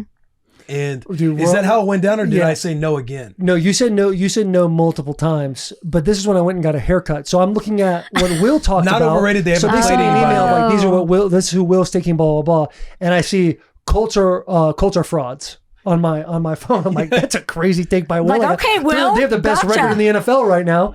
And so yeah, 5-1. Rated at 5-1. So wait, I didn't see this. We're flying out there, and Taylor leans it over to me. He's like, "You think Colts are frauds?" I was like, "No, bro." They're like, overrated. They just keep asking me on the phone, like, who I think's going to win the game. Yeah. Like, I think the Chargers are going to win because they haven't played anybody, and that's just turned into me saying, I guess that they're frauds. Yeah, and we get 6 a.m. rolls around, and we're like doing hey, this is what we're talking about the show, straight to Compton's. Will's got the Colts being frauds. I lean over to Will, and Will just shrugs his shoulders. I'm like, all right, I guess it's what we're going with. But this is what Will did great, is obviously the Colts they beat the Chargers. Yes. And so they're now a team that's been, people were coming after. And now if Herbert goes to the AFC Championship game, you're freaking welcome because The Colts lose last week. They lost against the Steelers. And then Will just tweets out, maybe I was right. So it's like, because when they beat the Chargers, everybody's coming place. after me, and I'm like, all right, maybe I was wrong. And then everybody. Do the Colts have this fan base that's coming after you though, or no? It's interesting. So Pat messages me, and he's like, "Will, can we see bloody Daniel Jones? Can we see that? Can we see he's wearing lipstick. this recent one just for the ambiance?" Pat messages me, and he's like, "Will, look at me making demands." I was of like, your "What's up, bro?" team. And he's like, "Your Colts take." I was like, "I don't feel like you guys have played anybody yet." Pat McAfee. Oh, you doubled down on Pat? I didn't like double down, but I don't think you guys have played anybody yet. Yeah. All I said was, I got iconic. the Chargers this weekend. Then when they lost, I tweet out, maybe I was wrong. Everybody's coming after me. Then they lose to Pittsburgh. I'm like, maybe I was right. Yeah. They basically have to win they have to win the Super Bowl for Will to be wrong. No, literally. In Will Compton fashion, like he's gone against the Chiefs every damn year, and every year they're in the Super Bowl. I've seen that. Yeah, the Colts are on their way. I don't know if this is the year for the Chiefs. We'll see. Gosh, you might be right. It's not good. Chiefs aren't going to win this year. But last year we beat them. Me and the Philadelphia Eagles, we beat the Chiefs. But now I got Philly. Now I got Philly coming after my neck because I've been kind of like, there's something there that I think hasn't been exposed yet. I don't know what it is until it happens. My take on the Colts is not take on the team, but like I'm sort of like, the pulse of the fan, right? The fan base, they're handling success very well. These Colts fans. Understandably I do. So. What do you mean? I feel like sometimes when teams do this, like when the Bills got hot, it was, why aren't you talking about the Bills? Or like if they're, there's a lot of there's a lot of teams that handle success not as well. They handle it very well. I think that they are doing, the Bengals aren't here right now, but when the Bengals were on their Super Bowl run, they were just like, why I got in on it is they were just like really enjoying the ride. And I, as a fan, there's nothing better. There's nothing better than, like, Packers fans, they expect it. They're too great. They've had greatness too much. So if they do really well, they're not like as excited, and they're not as like, I'm just enjoying the ride. The Colts are enjoying the ride. And I love that. I don't think that they're like, we should be talked about more. Why are you talking about Jonathan Taylor? They're just enjoying it, at least for right now. And I do love that about this Colts team. It's why they're easy to root for right now. The reason why I thought like, I said, it's easy for them is because I've never played in a stadium that is more well-trained fans, and that's because of Peyton Manning. Oh, Like, you're not interesting. going to walk Still. into Lucas Oil Stadium, and when the offense is on the field, it does not matter. You can hear a pin drop. They're smart. Dude, they are so smart. And then they get up and it's super loud. Like, they understand the game probably better than any other fan base. You think they're are you saying they're the smartest See, football? here you go trying to get me to make a take. But I'm Yes. serious. Are they? I would say the Packers probably up there, right? Packers have to be. yeah. Packers to me come off as very savvy, smart. No, Will, why are you looking? at I'm me thinking like about more teams. Sometimes that's my default face. Yeah, he opens his that? mouth. Oh, you're That's like how he gets gains processing. I knowledge. saw like you're like okay, got it. I'm also got it. thinking Patriots. Oh yeah. Patriots are probably, but like, have you How ever are they? What are they? 8-2. What are they? Not 7-2, 8-2. best team in the NFL right now? Oh my gosh. I can't believe we're here. Best team in the NFL right now. At the Cut end of the that year, off. though, it won't Best be. team in the NFL right now. Clip Patriots. it. Clip that shit. I don't think. Yeah, Can there's- you do that, Greenie? Try to do that on Thursday with Yeah. these gentlemen. I can't do that. I can't do the Patriots. Will's been on the Patriots. If I were to go and have a take, like, that's served up perfectly for But you right smartest fan And base is he picked Tampa Bay over the weekend. now. I did as what? Best team in the NFL? No, like when we were fans. picking to that beat the game. Patriots. Oh, no. We're doing two different things. Fan, as far as I would say Colts smart fan base, Packers smart fan base. Who's smarter than them? As players who played in these stadiums. Chiefs smart fan base. You don't like that? I don't. Why think not? What do you Kay Adams qualifying thinks as a Chiefs smart fans are fan stupid. base? Quote graphic. Quote I graphic. think Get it out Chiefs, I think they're too emotional. I think when you don't mention Patrick and you're talking like, that's what I'm talking. I guess that's what I'm talking about, like football IQ, but that also there's an emotional intelligence that comes with that too. Like I think their Chiefs fans can get bent out of shape. I think they can get like overly. They're not like this. Colts fans right now aren't getting. But I don't know how to explain it. It seems like we're talking about two different things that Yeah, we that's both fair. know better than the others. Like, you've been in the media space for much longer, to where you know when fan bases are doing well when they usually don't. You get more mentions. Hey, why aren't you talking about them on your show? Yeah. Get up. Good Morning Football when you were doing it. For us, I'm identifying it as like the fan bases when While I'm in you're the stadium. there. And like, to me, there's not a better trained fan base than Indianapolis. I love that Chiefs are arguably the loudest. for sure. Packers are Chiefs maybe fans the know most, how to like, behave, how to use things to their Yeah. advantage. That's fair. That's fair. Packers have like just more of like a prestige about them. Like they've done it. Seems like the longest. Yeah. Like their head Must coach be is nice. named after the trophy. No, literally. So they've Who done are we something missing extra. there, Commander? My all-time favorite line on Up and Adams with Will was like, I created I set the foundation for the Commanders and what they are. Oh yeah, the culture. I literally was peeing in my pants laughing. Yeah, are they the? I don't think we've ever seen a man take more credit for football than Will and Compton. you should, as well. You should. You should see what Will Compton and Matt Rule have built in Nebraska, by the way. Yeah. It is beautiful. When we win the Emmett Natty Johnson's one not day, Emmett they're Johnson doing- without Will Compton. Are they doing well? Holgerson. Do what? Is Nebraska doing well? 7-3. We're out of Oh, we're that's kinda- fantastic. It's absolutely incredible Is that what we've been bad? building. Jeremy, is that bad? Yeah. What we've been building over the last few years with Coach Rule since he's came to town. Out of our playoff hopes, we're kind of 99% out of it. Okay. Will. There's always going to be 1%. Okay, You got guys it. are never out know. of the playoffs. You guys are out. I don't know You never know. what's I'm just saying you never what know. is happening. They're just In they're laughing college 'cause- football, if you have more than 2 losses, it's like you're not making the playoffs. Oh, I don't know anything about Right. that. Yeah, but Nebraska's having a good season. Okay, They're good, having a good, good good. year. They're Yeah. having a good year. Do you guys like that I call him Jeremy and not Clump? That is unique. I just What do you think- think of his Yeah, do you mustache? like his stash? I Would you didn't put a notice quarter it because I was too stuck on him saying Clump. And then I was like, huh? Your name is what? And then I thought Augustus Gloop. And then I didn't like that. So then I said, I'm going to call you Jeremy. Augustus Gloop, iconic character in Willy Wonka. Iconic. Memorable. Memorable. The handlebar. They rolled you him out of guys, is this some, what you guys made him do this? They for men's mental health, they bullied me into shaving. That seems well balanced. we went in like a little pre-production meeting, Okay. and they were like, "What do you guys want to talk about?" And Taylor made eye contact with me, and I knew what was coming. He's Taylor. like, "Well, Clump, you're gonna shave your beard in front of How everyone, come right?" guys do that? Like, we have to shave your head. Why is that like is it just kind of like the thing? Why? Teach me about. Well, it's Movember, and Boys. so if we're going to partner up with me Gillette about and boys. focus on men's health, Yeah. and the whole thing is having a mustache for the Makes month of sense. November, it's only fitting that everybody who can should have But a look mustache. how happy Will is in this photo. Look how Jeremy looks happy. Everyone looks really happy, so I'm for it. That picture was, I didn't see what it looked like till Taylor took a selfie with me, so that was the first time. That's I the saw my first time face. you got to see it. And it was yeah. actually funny. It did. make me That was laugh. this past Friday. Gillette did a little event, and we had to like speak for a little bit and like, hey, we want you to hit these little points, so we hit the points. Yeah. And then we brought Clump up and shaved him. That's how actually we did that. We shaved him. You shaved your head. That's what I'm saying. I feel like boys always do this. Like, Yeah, That's guys, that's it's your just boy. like- That's JP. JP's big on hair. But does it work? Does it track? Do the boys get Dudes will into do it? anything for a good laugh. Okay. Yeah. That's pretty much I think it. that's Hey, number you got to one. shave your head. You see a guy doesn't want to shave his head. A guy doesn't want to shave his beard. You Right. got to do it. You have to do it. Don't Yeah. be a pussy. No, like, then you make him No, do like, it. And just those 5 seconds of laughter. We got him. I Yeah, don't know that that's there's all a you want. Bussin with the babes equivalent. Like, I don't think any.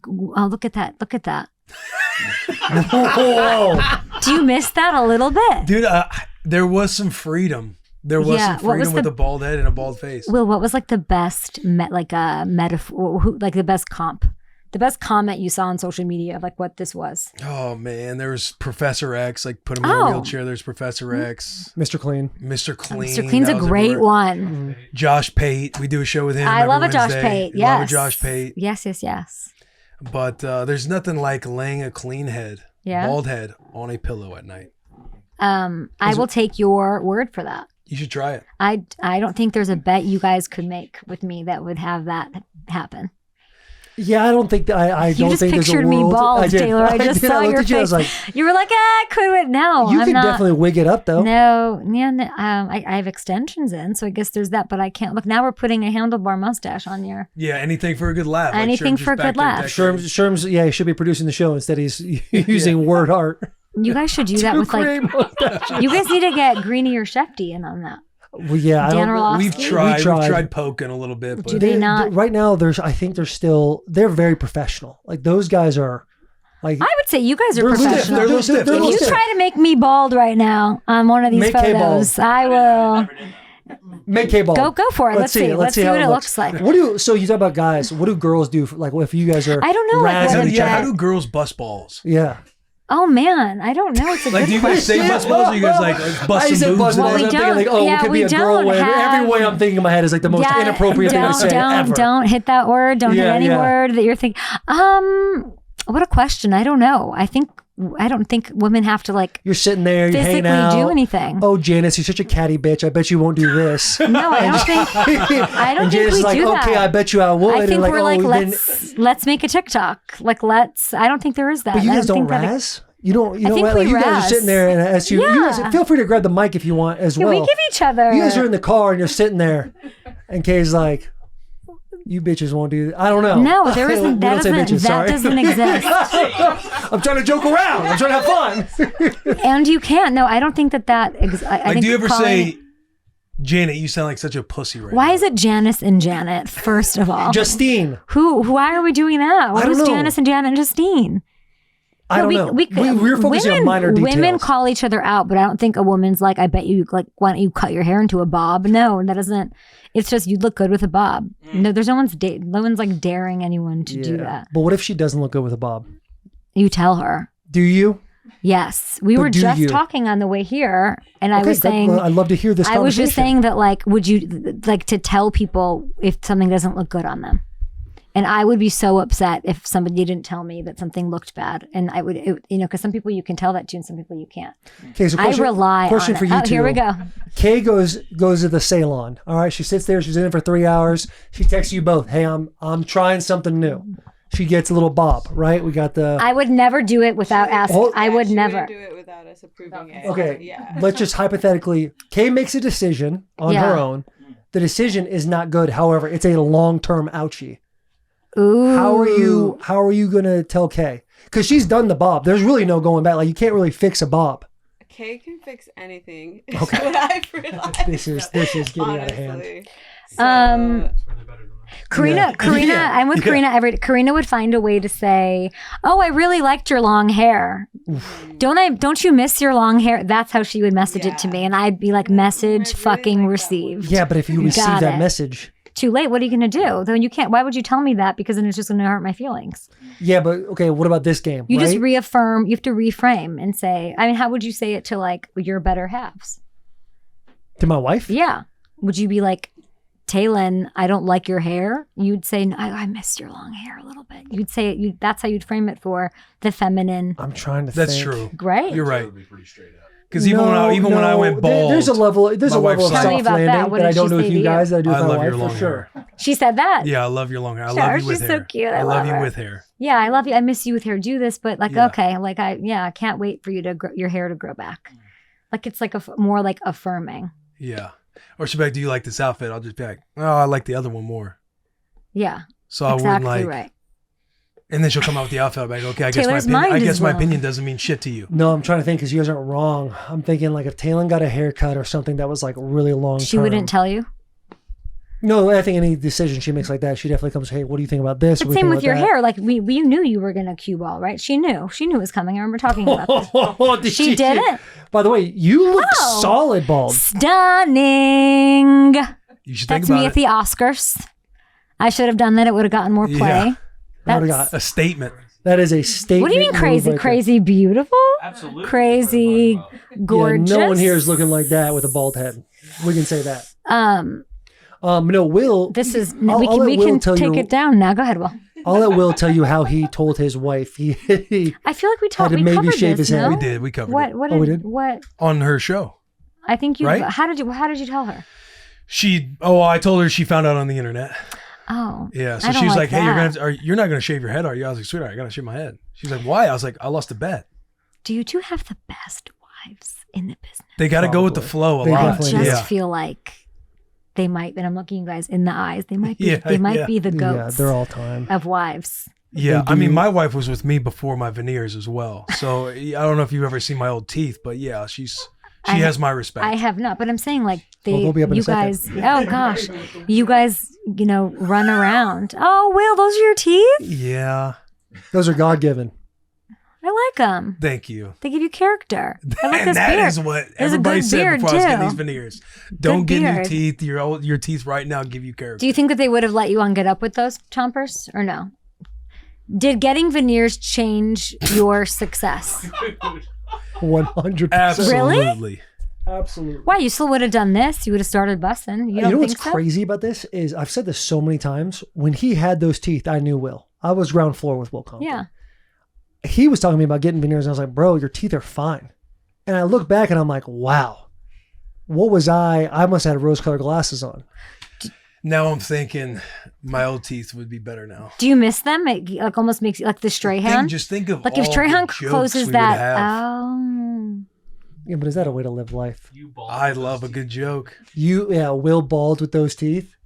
That would have been every reply on Twitter with a bad take. All Colts fans would have just been posting. Oh yeah, That's all it the would've been. Colts fans would have. I fixed my teeth, not the bottom. I have two that are fixed that are fake. So I fixed. See? Yeah. Did you like chip them or something like that? No, I just didn't have. My parents couldn't afford braces, and Fair so enough. I had gone through like college knowing I wanted, but like knowing when I grew up I wanted to be on TV, and I'm like, the second I get a check, it's the first thing I'm doing. So when I moved to New York from St. Louis,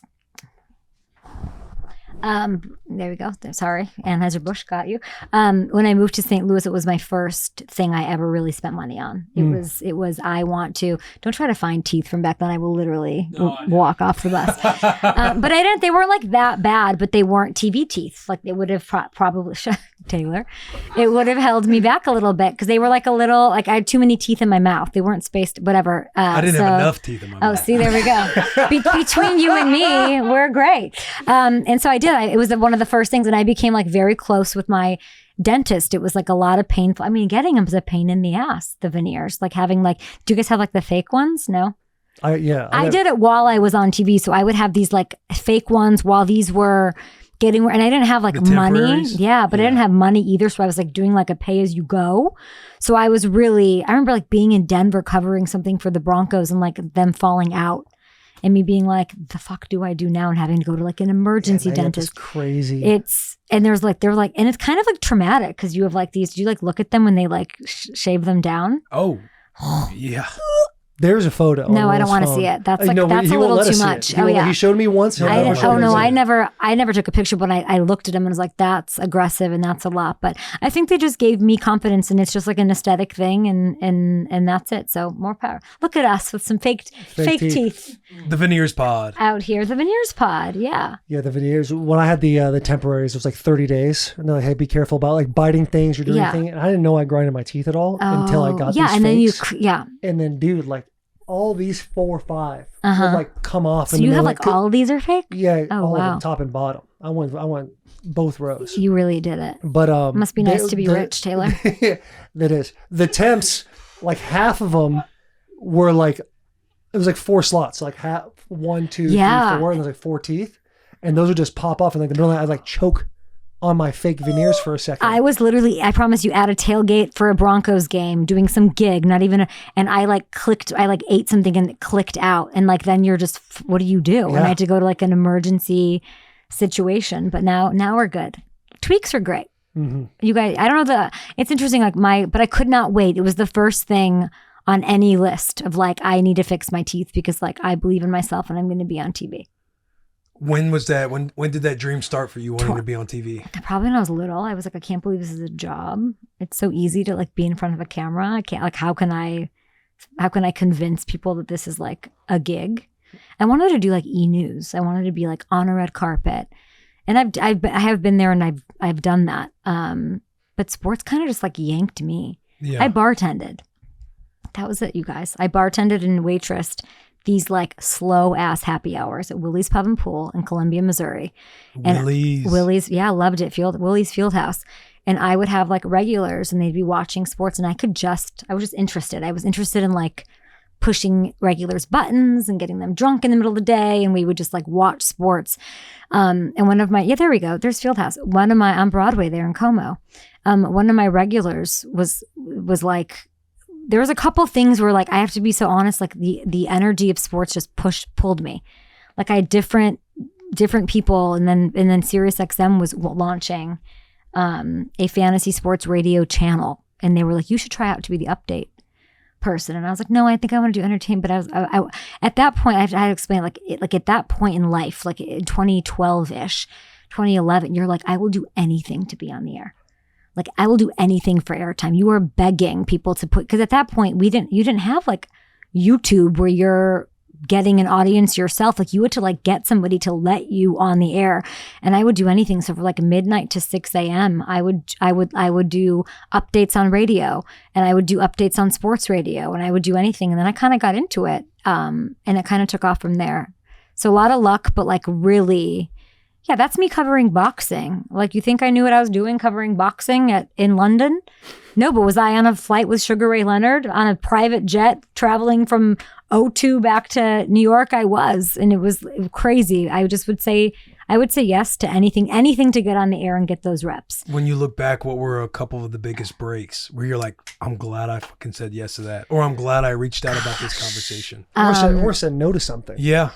I didn't say no to much. Really? No, I really did. It was like the air was like currency. I didn't care what it cost. I didn't care whatever, like losing money on air. Like I would do things for like Bleacher Report that, like anything that I could do in that. But that's how you meet like Adam Lefkoe or Chris Sims, or you get the opportunity to do there's nothing I regret as far as airtime, which I guess I'm blessed to say. So I'm grateful for that.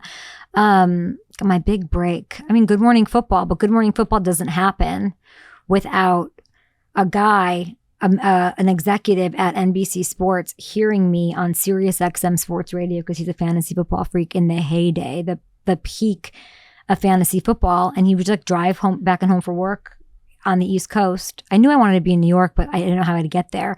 And he would listen and be like, this girl's good. She's great. Like, why don't you come up here and do this sports show with Mike Florio? Because like when NBC Sports Network was a thing. Yeah. And I got to do that. And an executive liked me on the air and pulled me and said, we'll give you this money to come move to New York and do radio updates. And I was like, I'm doing that, did that, lived on couches, fixed my teeth, and then went and banged on every fucking door at NBC that I could to like try to get on TV. And eventually did, which is great. That is wild. Yeah. That's cool. How did And then somebody at when I was at NBC Sports, there was a man named Michael Davies, the guy who did. You guys know him at all? He did. The name sounds familiar. Yeah, he created Who Wants to Be a Millionaire in the U.S. Like Got hired you. Regis to do that. Did FS1. Remember that? When Regis was on that, Katie Nolan, all of that, and he would be at NBC doing Premier League soccer, Men in Blazers. They were Yeah. like the OGs of like, we're gonna do our own thing, content creation, and he was They like, did a show here in Nashville in like 2016. oh really? Yes. Yeah. And they would like sell out. They were doing this stuff before anybody. Look at that lighting.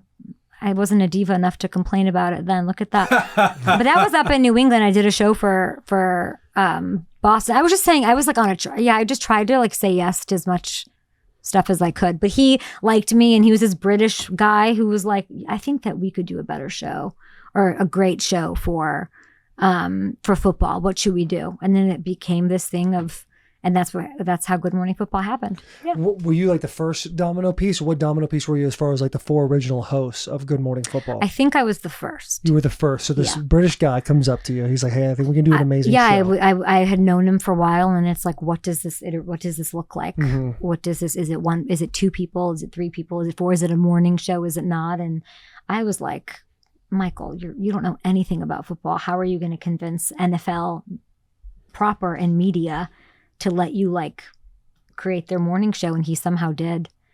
And yeah, we were That is wild. Look at how cool it is. Where was Kyle and Peter at this time?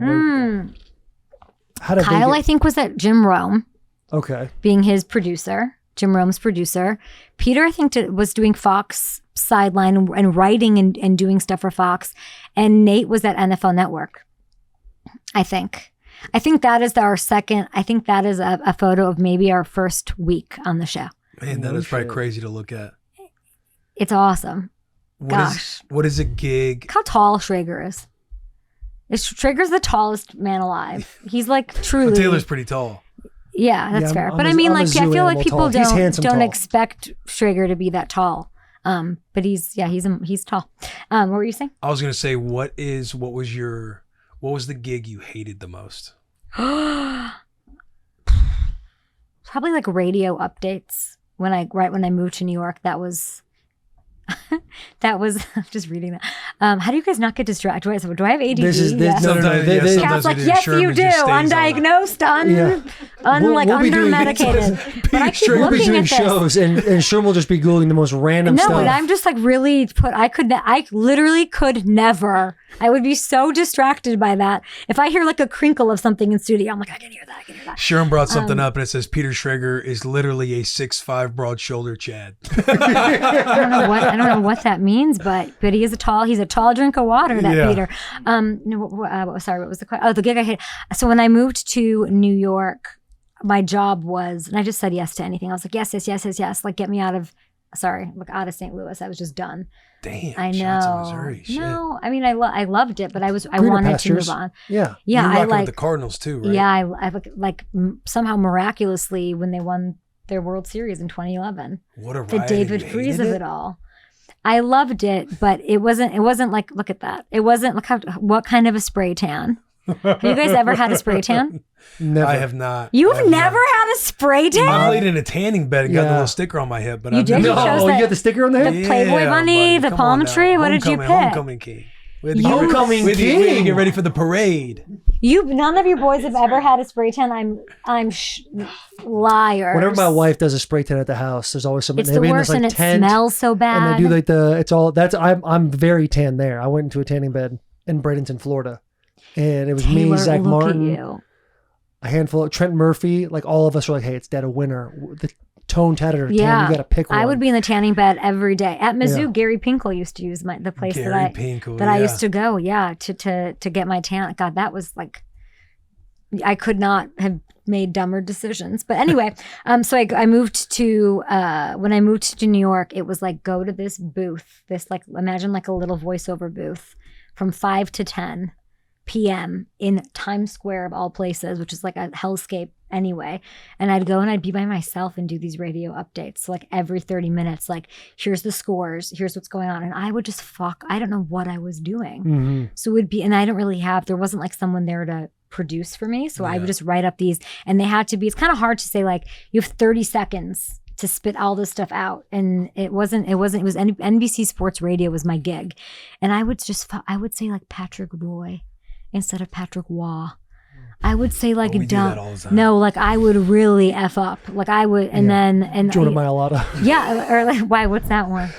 Jordan Mailata is a quarterback for USC, and I was like it's not Jordan. Jaden Mailata, right? Oh my gosh. And I was like on our gambling college show, like Jordan Mailata. He's only got 4 interceptions this year, but everyone's like, "What are you talking about?" So that wasn't my favorite gig because it was like reporting. It was legit, like, and the score, the end. No, that's not me. So radio voice. Yeah, like really broadcasty, which was never really my vibe. But then, like SiriusXM, I loved because that was my first thing I got to do. I had a show called Live in the Fantasy, and it was Sunday. And I got to give credit to SiriusXM Fantasy Sports Radio for letting me do that. Like, who the fuck I did, and I give a lot of credit to like Matt Deutsch and Steve Cohen and the guys that were running SiriusXM Sports then, because they were like, "You're good enough to carry your own thing. Do this on Sunday nights." And I'd be at SiriusXM with like, the whatever. That's like a wild world. But pull up that picture bigger.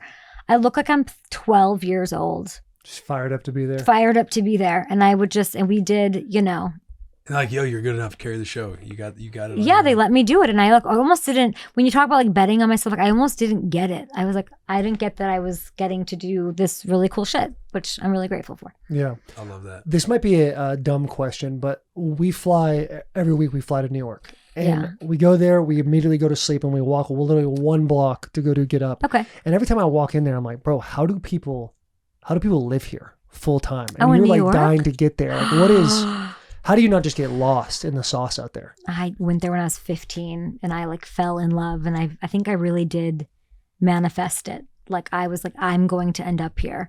I mean, I remember I created a breakup with my boyfriend at the time in St. Louis because I knew in the back of this extension filled head, I knew that he was going to want to like stay there, St. Louis and all of that. And I was like, oh no, I want to be the little fish. Like I knew it. And I was like, I'm just going to cut, we're going to figure this out. And I love you and what you're doing with all of this. I knew I just wanted to be part of that. The energy of it and the convenience. I didn't like driving. I didn't learn I grew up in Chicago. I didn't have a license. Like I didn't want, going to Missouri was a huge change up for me. Columbia, especially. I wanted the big city. Now it's interesting because I'm in LA. And I'm like, oh, I hate LA. But now I'm used to it. Now I'm like, oh, fuck yeah. Nice weather. You mess with LA over New York. Space. I think I really am in the point where I like visiting New York. I think I need to work on like where I want to have roots though. You guys, I'm not married. I don't have like kids. I'm trying to figure out like, there's a benefit to like being able to do whatever you want, but also like you do want roots somewhere. You want to figure out where that is. I don't think that that's New York right now for me. I don't know. It's a good question. Yeah, the big city life, just not for your boy. You guys don't like it? No. It's not that I don't like it. it's something I've never, I grew up in Cave Creek, Arizona, and then I went to Michigan. And then this is the biggest city I've ever lived in, Nashville, which is like, it feels like a small town. Yeah, it's getting a little. Was huge when I first got there. Really? Yeah, when I first got there, I was like, oh shit. Everybody's like, this ain't a city. Like, a lot of people around here. So when you were with the Commanders, you weren't like going up to New York anytime you could? No. See, I would. No. If I was like in a Acela DC. trip, I'd get to Philly. I would want to be in a big city. I liked that. Yeah, anytime I had to go visit my wife back when she was my girlfriend, she lived off like 14th and U Street in DC. I just hated it. Driving the truck up there, going to park it. I'm like, parking a truck in a city sucks. Just I never drove in New York. Pull up that third photo right there, Sherm. This is where I'm from, right here. Cave Creek. 5,200 people. Tell me the best meal there. There's a place, there's a place called the Satisfied Frog. Okay. All right. There was a couple that was married. It used to be like this old, like Western. That looks like if you were to create like an AI image of a small, cute town. So this couple started the Satisfied Frog. They get divorced. Yeah. The wife takes the divorce money and opens up a restaurant across the street called the Horny Toad. Yeah. That place has got the best ribs. Horny toad, I feel like, is something in the Ozarks. Yes. Yes. Oh. That's what I was I've thinking. been to the horny toad. Is That's there the a horny- horny, there it horny is. toad in the Ozarks? Yeah, I think that there. Yeah, right? yeah, there is. Yeah. There's a Shady Gators is another Yes, one. they're like connected. The Ozark. This is giving Branson / Ozarks to me.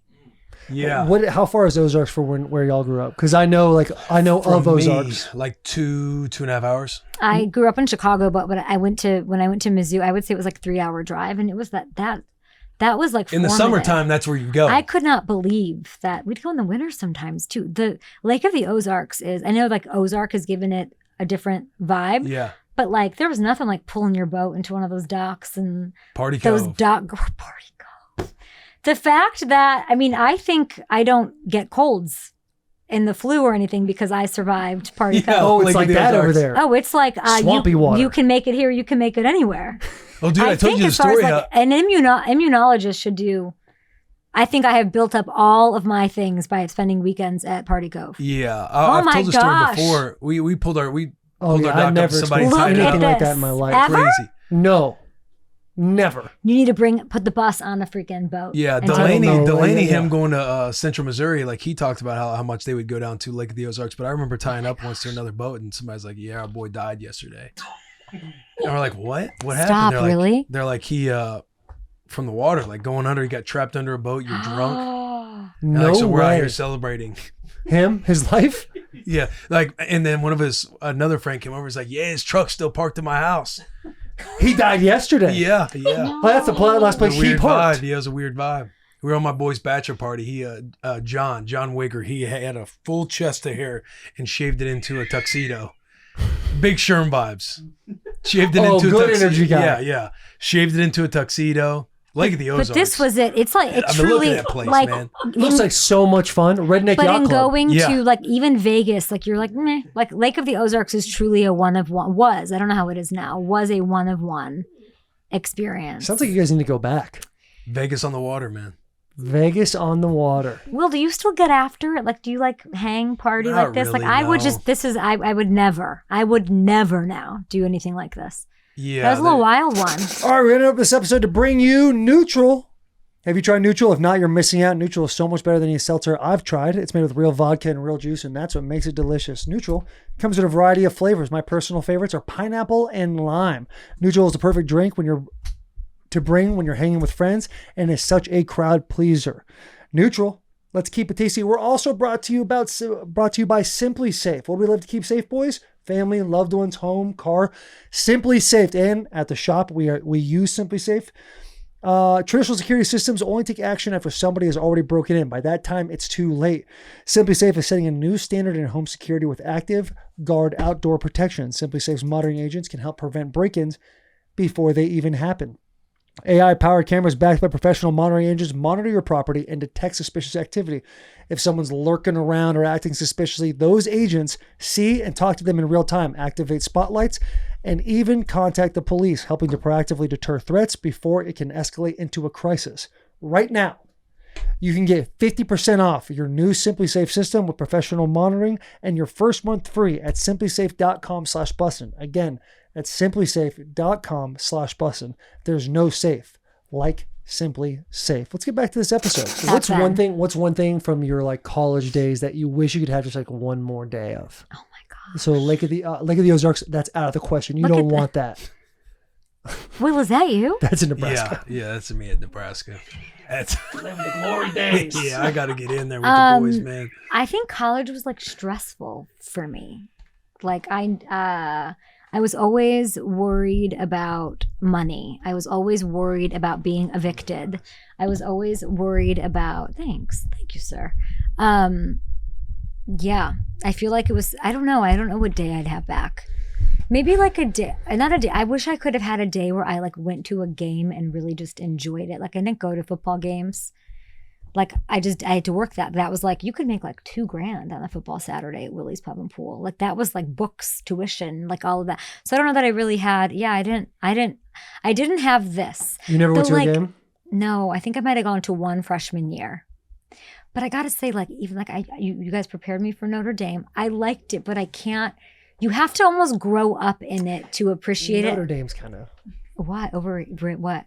I just think like the talent, like Hang on. But the game, Oh, was the like- game. I thought. I went to the game and I'm atmosphere. still like, I'm thinking- gosh, I'm I thinking need about. to- You don't like the linebacker? No, I think the linebackers. I went because of You you don't like guys.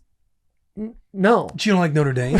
I'm not a huge fan of Notre Dame. Like Notre Dame to me is like the college is beautiful. Yeah. The stadium is beautiful. Yeah. Other than the linebacker, it's like, what we got going on around here? You know? would drive to Chicago. I would drive. Like I remember having no money and being in Columbia, Missouri, and I would drive to Chicago. I would drive to like St. Louis all of the time, like Mardi Gras. Like I would just want to get out of where I was a lot. Yeah, you just constantly wanted to just move around. Wanted to. Did you be hit in- Mardi Gras in St. Now we're Louis? really that shit. Was, Why do you run Dirty so out much, there Kay? too. Why do I know? Yeah, Why am I? why do you run from Taylor, you know me everything, so huh? well. I don't know. I think less now. Now I'm looking for like, where should I be? Now I'm like, I'm at a different place. Like New York isn't doing it for me anymore. Right. Like I need to like, Yeah. I'm ready. I think I'm ready to like Put some roots settle. Yeah. You ready to settle down? I think so. Yeah, I think I am. Do you think? Are you breaking. Are you Facebook official with anybody, Kay? Facebook. I don't think I'm on Facebook. Am I like? That's am an I old like phrase. hemmed up? What's your MySpace profile saying right now? I love it's probably like some Counting Crows song from 2008. I don't know. It's probably like I used MySpace as like warfare against whichever boy was in my life at the moment. Like I would literally like change my song up or change just to like get to them, send a message. I was very much change your sending- top 10 friends. Oh yeah, I was like nuking. But it was always about a boy though. It was always about like, watch, I'm gonna put this guy in my, or like I'm gonna send this cryptic, Matchbox 20 song. We're gonna see what you think about that. It was kind of messy. Meanwhile, the guys are just like, That was messy. The guy I had doesn't no care idea at what that all. song even meant. No idea. Oh yeah, there we go. Dude, MySpace was the best social media of all time. Most things I worry about. Oh, Tom Petty. Look at me. How cool was I? I don't know who's logging in that last login. That's definitely not me. I wish they'd The bring that dude back. from The Big Lebowski. You're like so cool, okay? You're so cool. Chocolate peanut butter. That tracks. No, I'm not. As you can see in my MySpace, The Fray. Are you guys joking? Is that really what it is? That's what it is. The Fray, How to Save a Life. This is. I could rock out to some. That Fred. song rips, actually. They're like touring right now, which I love. No, I'm not hemmed up. What do you think about that, Will? Let's hem me up. From what I'm sitting here listening to, you're talking. I could be ready to settle down. I'm in a good place for it. Seems like a big holiday season. Oh, like a cuffing season? Yeah, you it could be say? like there's What's a cuffing season? It's cuffing season. I don't know how else to explain it. Cuffing season, you get to the winter times, you want to get cuffed You up want with somebody. it's soup You season. want to enjoy the holidays. Oh. You don't want to see everybody You wanna else. cozy up. Yeah, you don't want to see Everybody everybody wants else somebody having for the love. holidays. Like, hey, Right. what are you doing? Oh, I'm staying in with the girls. Got the staying in with fireplace the boy. running, watching a couple of movies, some Yeah. hot cocoa, all the fixings on top of that thing. All of it. It's a good time. Oh, a cool autumn and winter months, as a period of when it is especially desirable to enter into a romantic relationship. Yeah. Cuffing season. That's it. Why do you think right now is your time? You guys are Is it so because is it because you've been so like career focused your entire life, and now you've realized, hey, I've had so much success. Now I want somebody to share it with. I think Who I like is that don't one? haven't known what I've wanted super much. Like I think that I'm always in survival mode of like what's next? How am I going to survive in advance? That's just been like that's a life thing. It's a quote we love. And now I feel like I'm very happy with where I am. I'm settled. I'm a little more calm.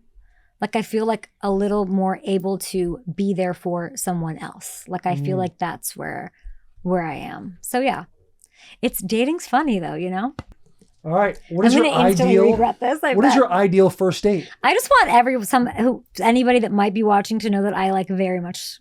Like I'm just having a good time right now. That's certain somebody out there. I'm just in She's case just having a good time. She's just having fun. I'm just having fun with my boys. Okay. Okay, so what is your ideal first date? A cozy dinner at a local restaurant, an adventurous outing like hiking. Oh gosh. Like hiking or biking, a concert or live show, a night in with movies and popcorn. The truth is, I have realized that I have very little experience dating well. Like I feel like, and Career I give gal. no, it's not even that. I am a relationship girl. And by the time that you are so persistent that I'm on a first date with you, we're already in love. You're my boyfriend, and we are just not physically, but consummating. Like, this works. Like, I am not somebody that The first date is a DTR that you're defining the relationship. I'm First not date is joking. boyfriend and girlfriend. It's very By going on a weird. first I've date. noticed this, like, that I've been in many serious, not many, but I've been in all my relationships. It's like the first date's just like, yep, now it begins. I've been on so few first dates.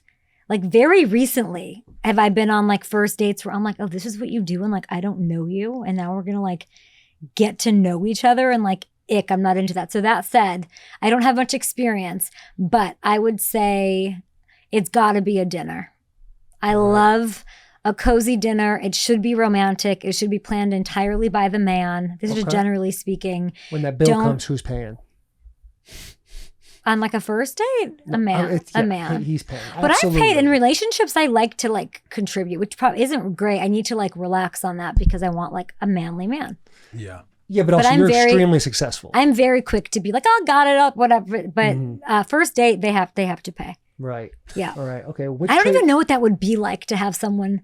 See, that's what I guess what I'm saying. I'm so hard to get out that if I was ever, I can't even put myself in that situation where somebody would be like, want to split this? Like, I would die. That said, men dupe me onto dates all the time. Dupe you onto dates, however you don't do dates.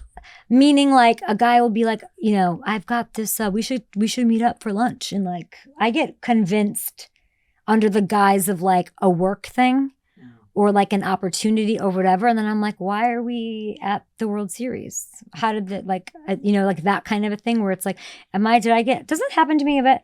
I get tricked on cats. Like, I'll get like tricked on. Where you don't know you're on a date and it's a date. Where it's like, is there a chance? And then I'm like, oh no, did this happen? And then that's kind of weird. But yeah, cozy dinner.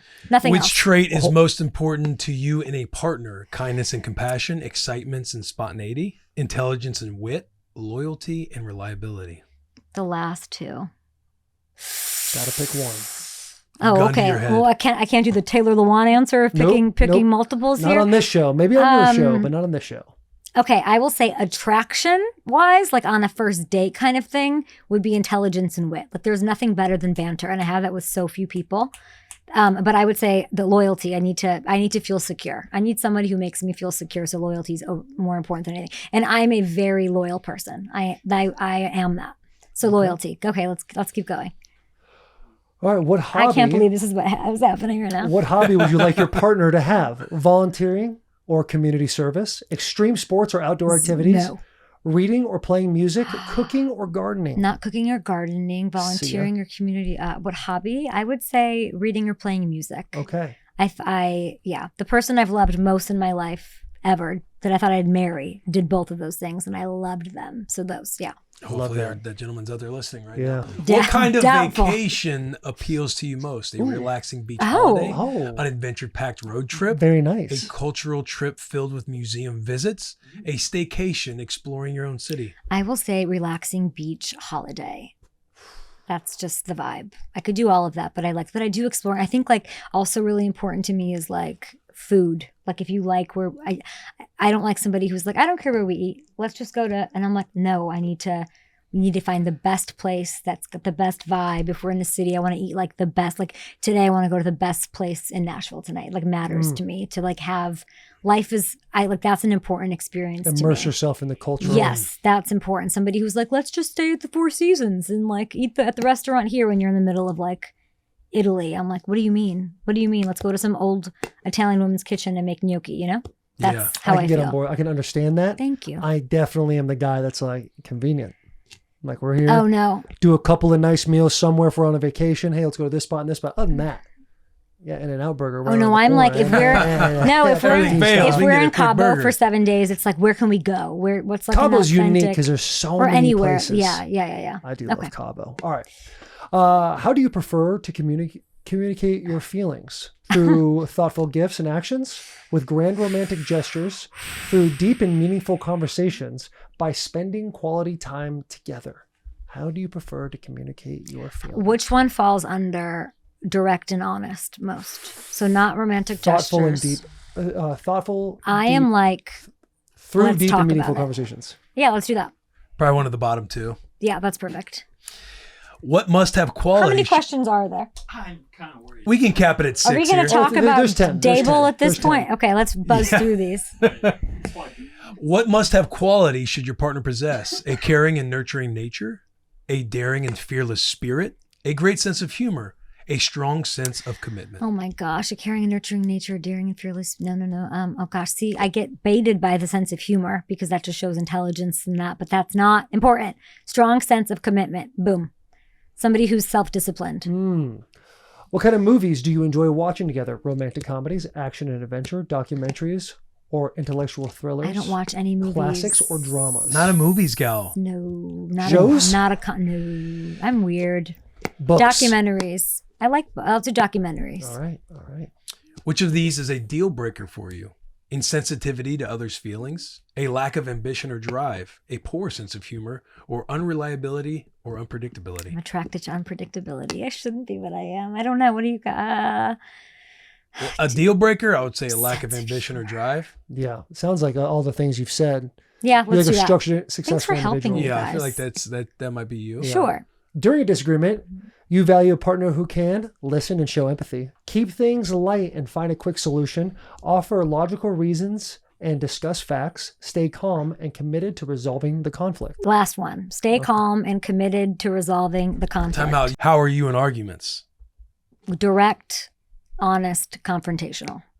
And people don't like that. All the things you're asking for in a man, it seems like the hardest tool for a guy to have is what you're asking for right there. What? Having the tool to be able to sit in the batter's box. A lot of guys, that's like a learned skill. You think? I believe, I would don't know. think I feel like so. guys either have it or I they think don't. when I listen to my wife's friends, myself at some points in my life, I have difficulty of like, okay, there's a conflict.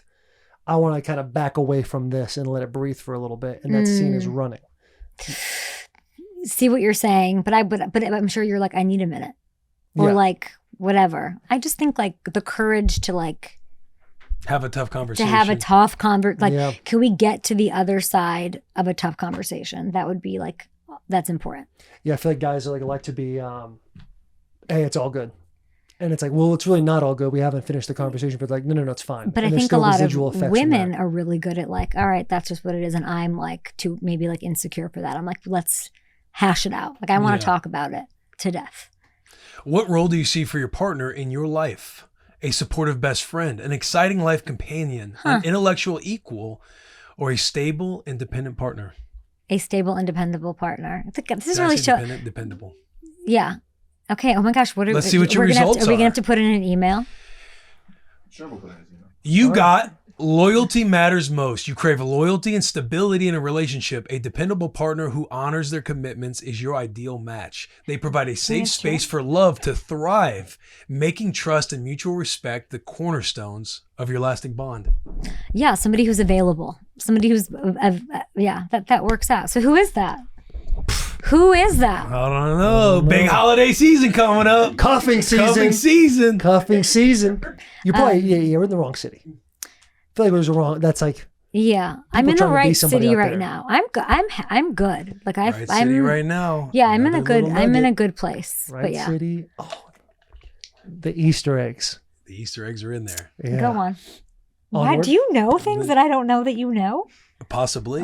What is this? There's Okay, a got lot. it. There's a lot that's taken place that Will's opened me up to about your life. that I now fully Will has understand. truly like. I feel like you know more than. Anyway, we'll talk later. Daboll. We Who's should gonna be the really. next Do you head think coach for Daboll's the- watching and he's like, "Are you guys ever gonna get to me, Get to me? in Yeah. this situation?" I'm already on record on this show before you came on. We did the intro. I think it's a Oh. terrible idea. They fired him. Like when they did. I think he that should was have my had whole next thing. year. If he's not the guy, I totally get that. Like his resume, again, we were talking about blowing the fourth quarter leads and your defense not playing up. Like Daboll in the first year was known as like a culture guy. Even when you lose these guys like Jackson Dart, Cam Scatterboo, Malik Neighbors, just being up by 10 or plus just in the the fourth quarter, blowing the defense. leads. Yes, defensively, culture wins are would still happen. They'd still get you. They'd still edge out a couple wins for you. You need the head coach that's going to somehow impart onto Jackson that he needs to protect himself, lack of recklessness. So I think like even just after yesterday, like you don't want to watch Jackson get put out like that. I think Right. that might have to do something to do with the timing of it, I'm guessing. I like that Kafka's getting a a chance here because when they did have neighbors in Scattaboo, like Jackson looked good out there. Those things are great that we've seen. So my dream is that they bring in like a tenured coach, not one of these, Joe Brady's interesting. He's the belle of the ball though. But like, what if you kept Kafka interim fine, keep him as the OC so you don't like completely screw Jackson over as far as some continuity for next year. And what if you bring in like a Lou Anarumo? Just say. Pull him up, Sherm. What about with Lou? It's like I know from like my closeness to the Bengals, players love him, and now look what he's doing. Like you get a good thing around him. He can lead men. I believe that. I happen to know that. And then so if you keep Kafka, let's say Kafka does a great job the rest of the way, just as far as being a wizard. You bring in a Lou to run the thing. I think he's from New York. Oh, he looks like he's from New York. Yeah, I think, and looks like he can handle the so storm. maybe you could do. He can handle the so maybe you could do the Joe Brady thing. I don't know if he'll be available. We'll have to see. But I like this kind of a keep Kafka there, so you've got some stability and an offensive, hopefully wizard because he did look good with them, and then you bring in just a little bit of new blood, a guy who hasn't gotten a shot, defensive minded. Do they so like have him or any Saleh. crossover in their careers? Who? The OC for the Giants currently and your boy. No, I don't think so. That's fair. That's kind of, but That's I'd like gonna be to the hard see. Yeah, part. that's fair. But who else would you put? It's very interesting. Like there aren't like the sexiest candidates for these gigs right now. Do you go Kubiak, Seattle, Mike She's done LaFleur well. from the Rams? Sure. Yeah. If you want your offensive, Yeah. which I guess To you do pair want with with a him. quarterback.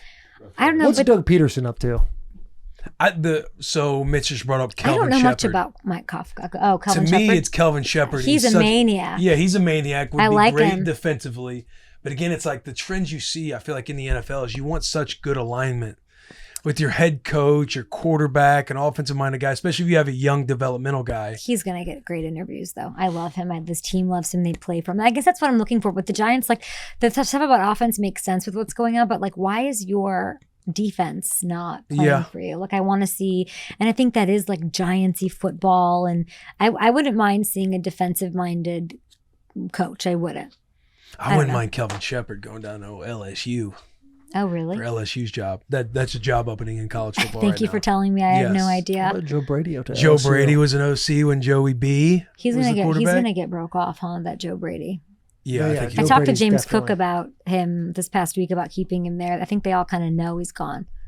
Who He are some of your deserves- favorite players to interview? Ooh, I love a Jordan Love interview. We just had him on.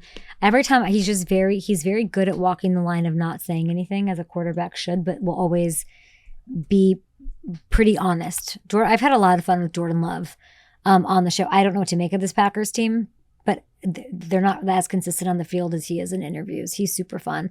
I'm trying to think who else is super fun. I love when you guys come on. Tez Johnson, star. Ooh, Yeah. man. Tez Friend of the Johnson's show. probably my favorite interview. And I didn't do it. He's right there. It was at the Panini rookie premiere, and I had no idea. And he's my size. We have a guest. What's going on? Oh, he's geez Louise. So how long can go by before you, like how much time can go by before you need one of those? Well, Sometimes it's just for sport. I took it out like 20, 30 minutes ago, and there was an itch starting. How did you take it out where I didn't notice? Huh? How do you take it out without me Kind of just noticing? use my tongue, kind of windshield wipe it. And then you just like spit it into something.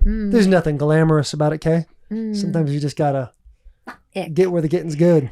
This kid's great though. He's a star. He did his thing yesterday. Bucks. I don't know what to. Are we out on the Bucks? I don't know. But no, I like. we're not on the Bucks. They're we're not healthy. No. Yeah. Oh, like I think him a they're. lot. I think they got to they're, get Bucky you know, back. They have a favorable division.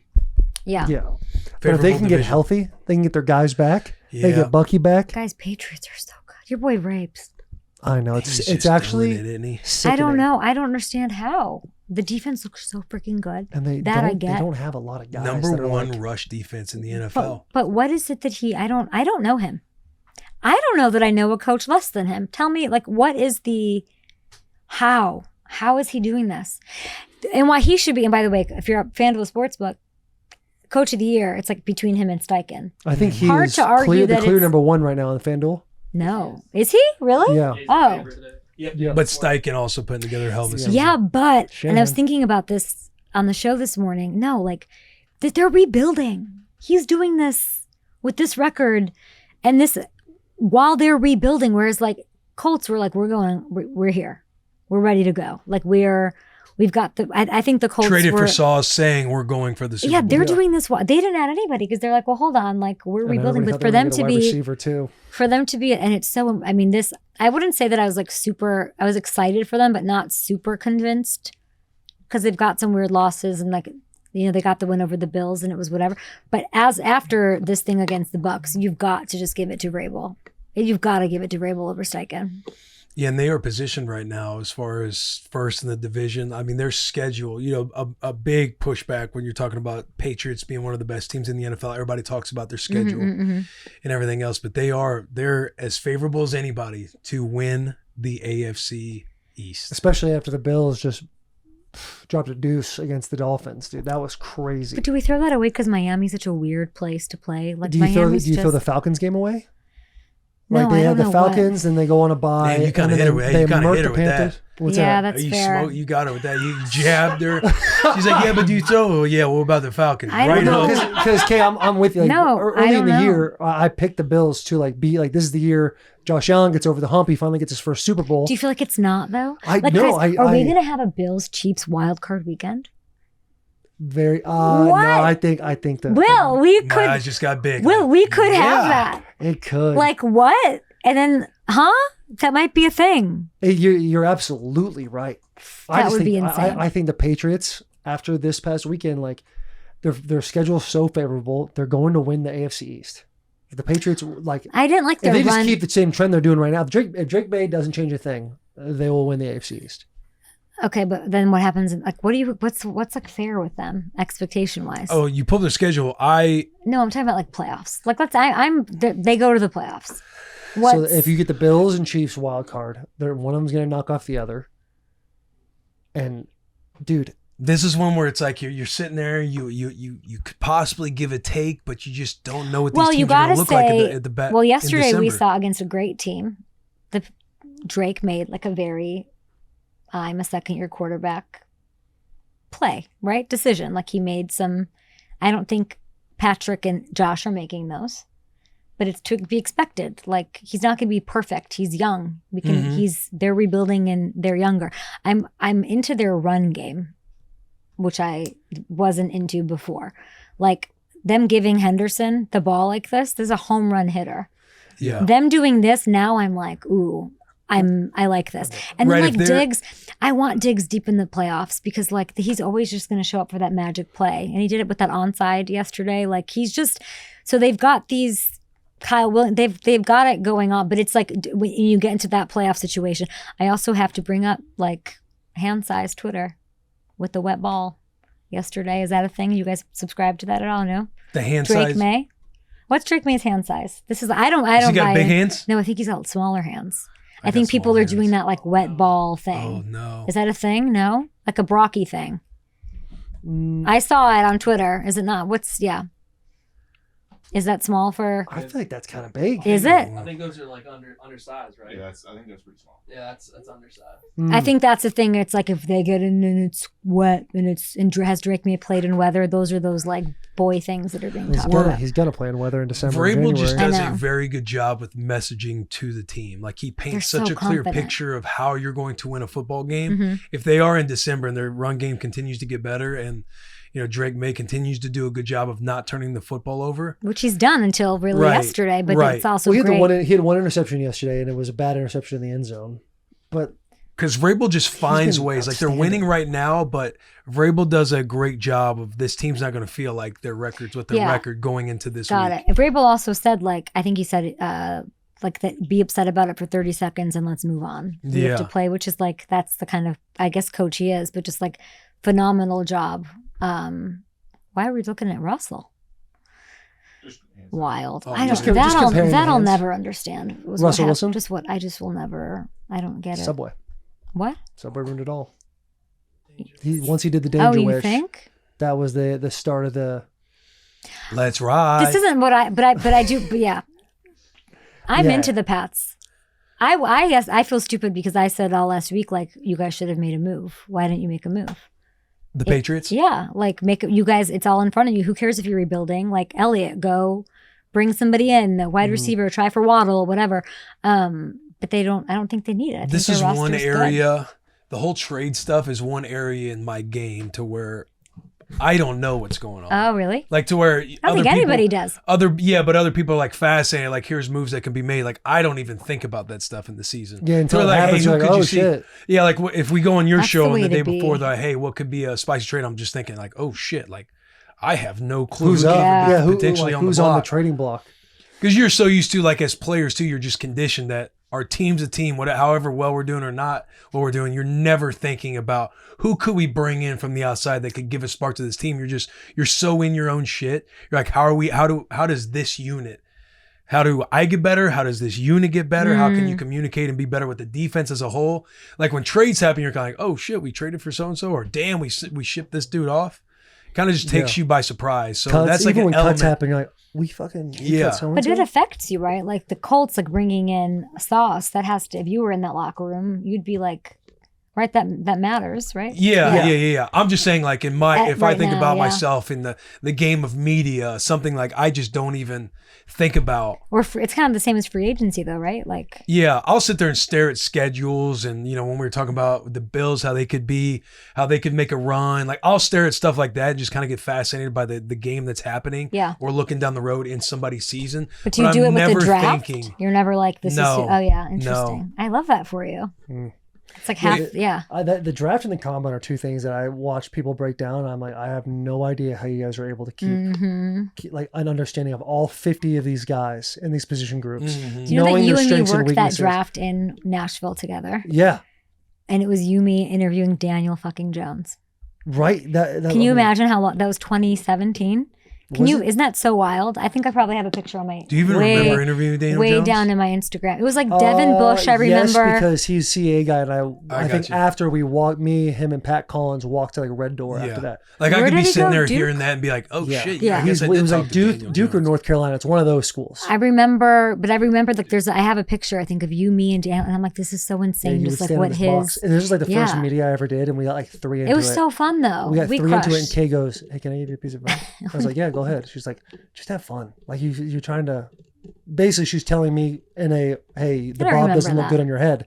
She's like, "Hey, just have fun and ask fun questions. Like you don't have to worry about being like a reporter." Taylor brought me a cowboy And hat. then after that, I was like, "Oh yeah." You brought me we'll a rip it. And custom cowboy hat. Because I was I'll never nervous forget before. it. I didn't even really know what I was doing.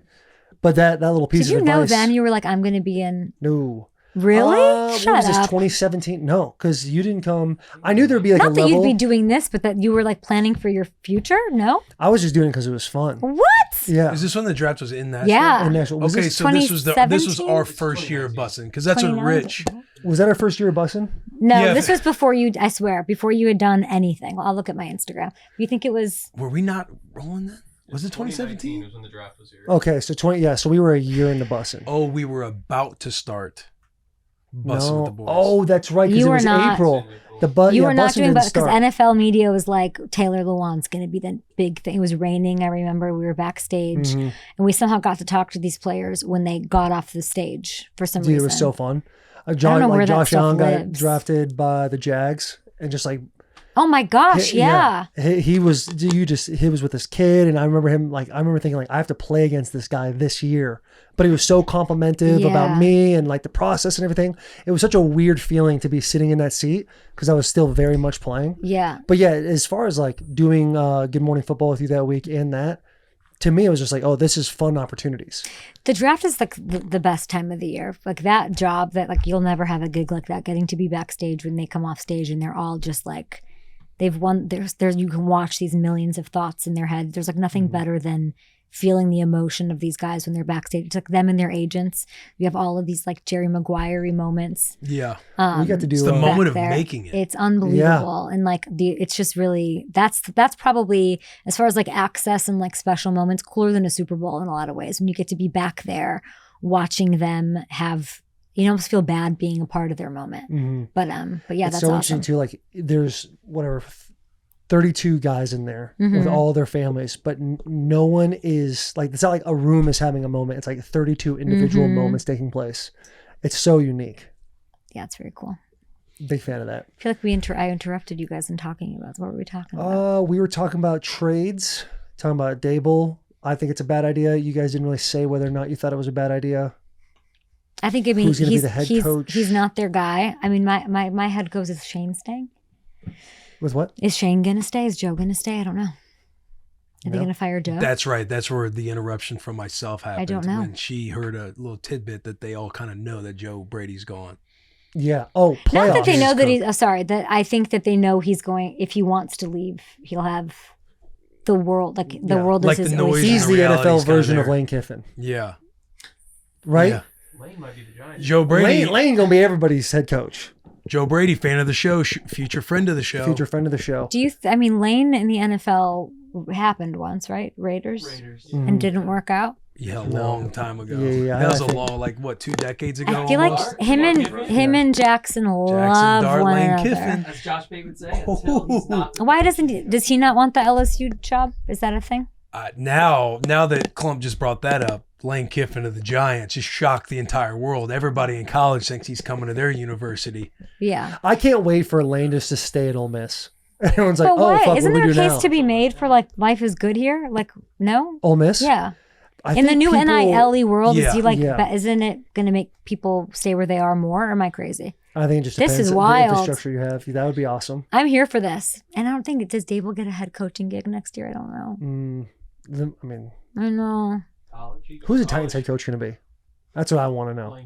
I asked you that question. Because, dude, I have no I idea. don't know either. And that's why I like leaned to like Arthur Smith, because it's like I don't know. Oh, yeah. I somebody don't know that's- him either. That the franchise is more disorganized than ever before. It feels like Yeah. they just have no idea which way's up, and they got to figure it out. Ask me a trade that I thought would happen that didn't.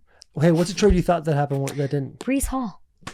I You thought feel Brees so would bad leave? for Brees. Didn't it I get feel bad. close I don't know. with I feel. somebody? I don't know. With the Chiefs. They offered a 4th round, but the Jets wanted a 3rd. But why would you not do that if you're? But I can't question you're the- Veach. I would never question you.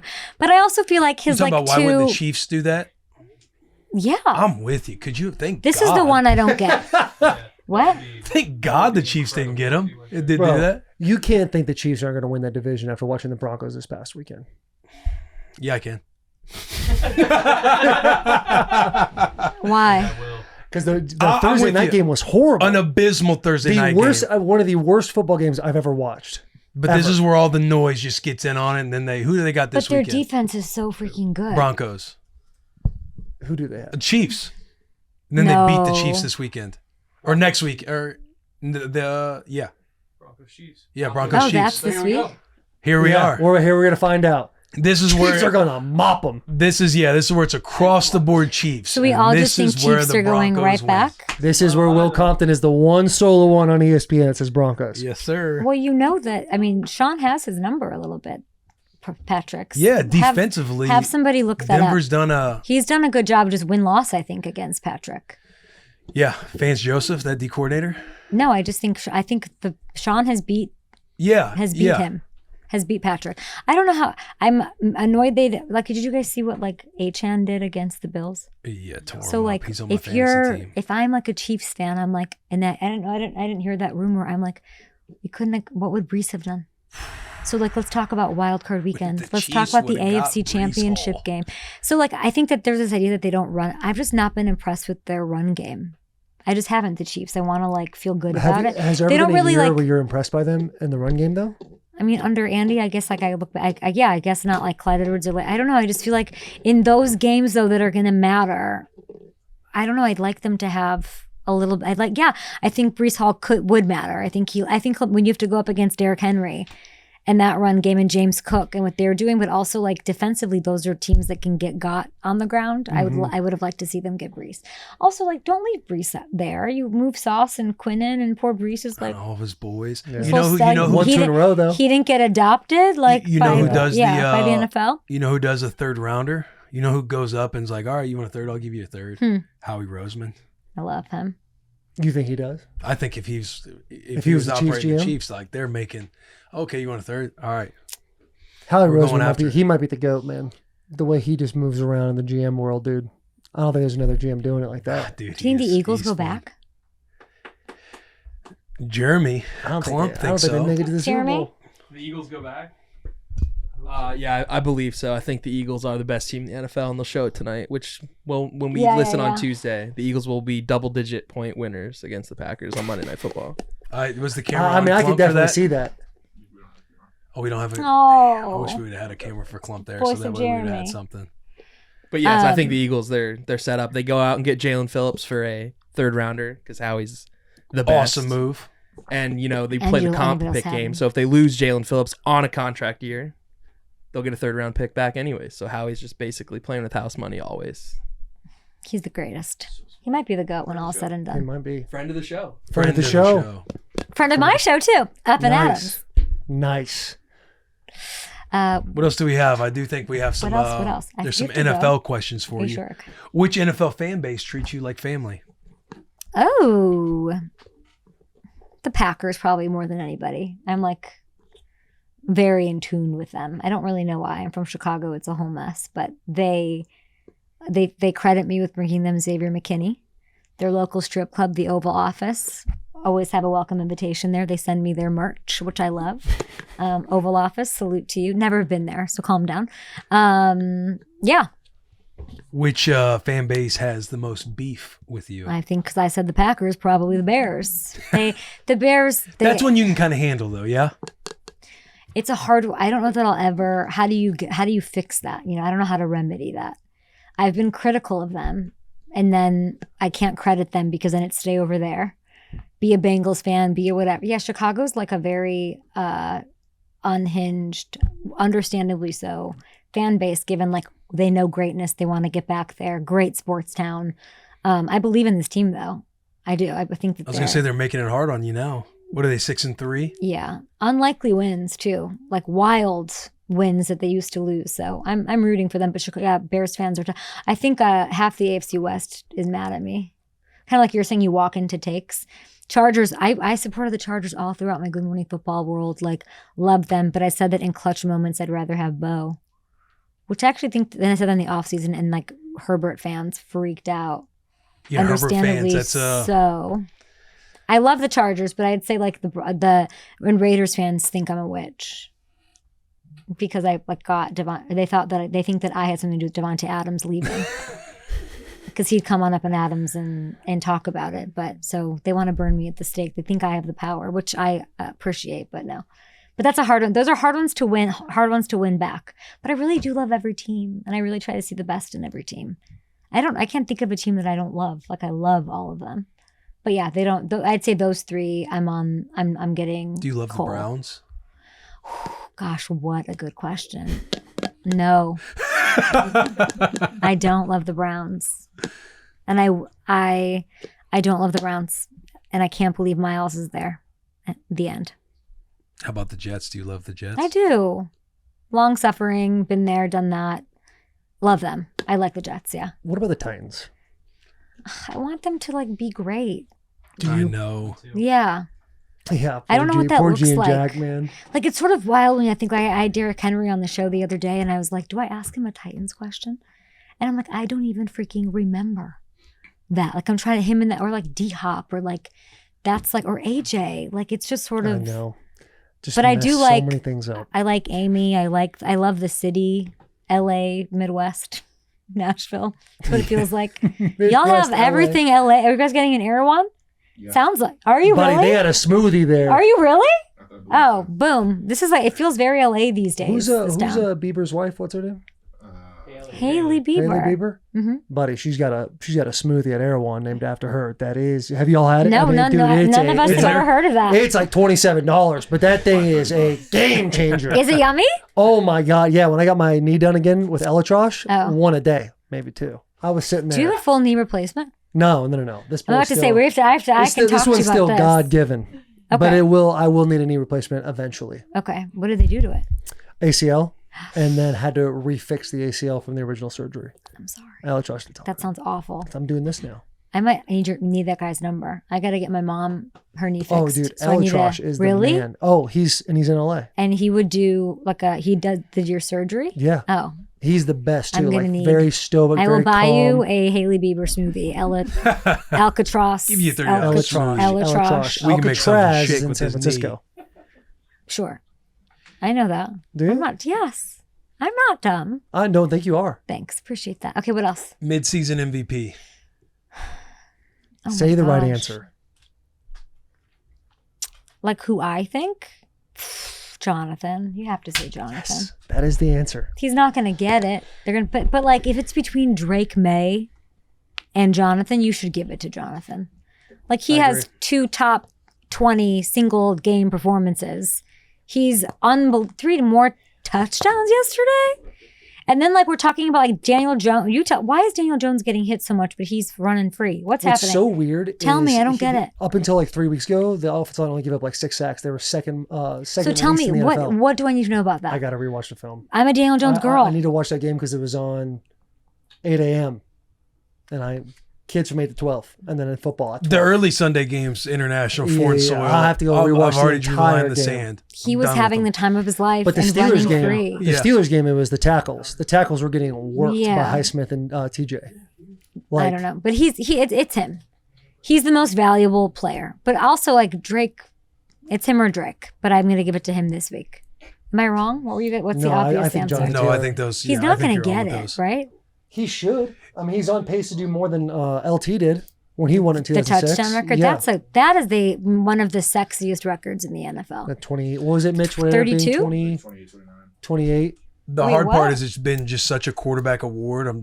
I know. It If we're playing sucks. down the road, say Jonathan Taylor continues I this know. terror, but if Drake May ends the year as like the 1 seed with the New England if Patriots, they sweep the Bills, it's over. He's getting it. Yeah. Drake's Yeah. getting it. Yeah. 28. in It's 2006. 28. I thought it Yeah. was 30. No, it's 31.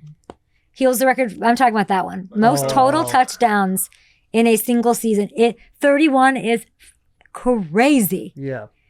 And he might get that. I think Yeah, he will. might. I think If he will would have too, to do man. that. right, He'd have to do right. that. Yeah, because that's a perfect person to lean back on. Be like, he won it, so he should win it as well. Especially if the only other person is Drake May.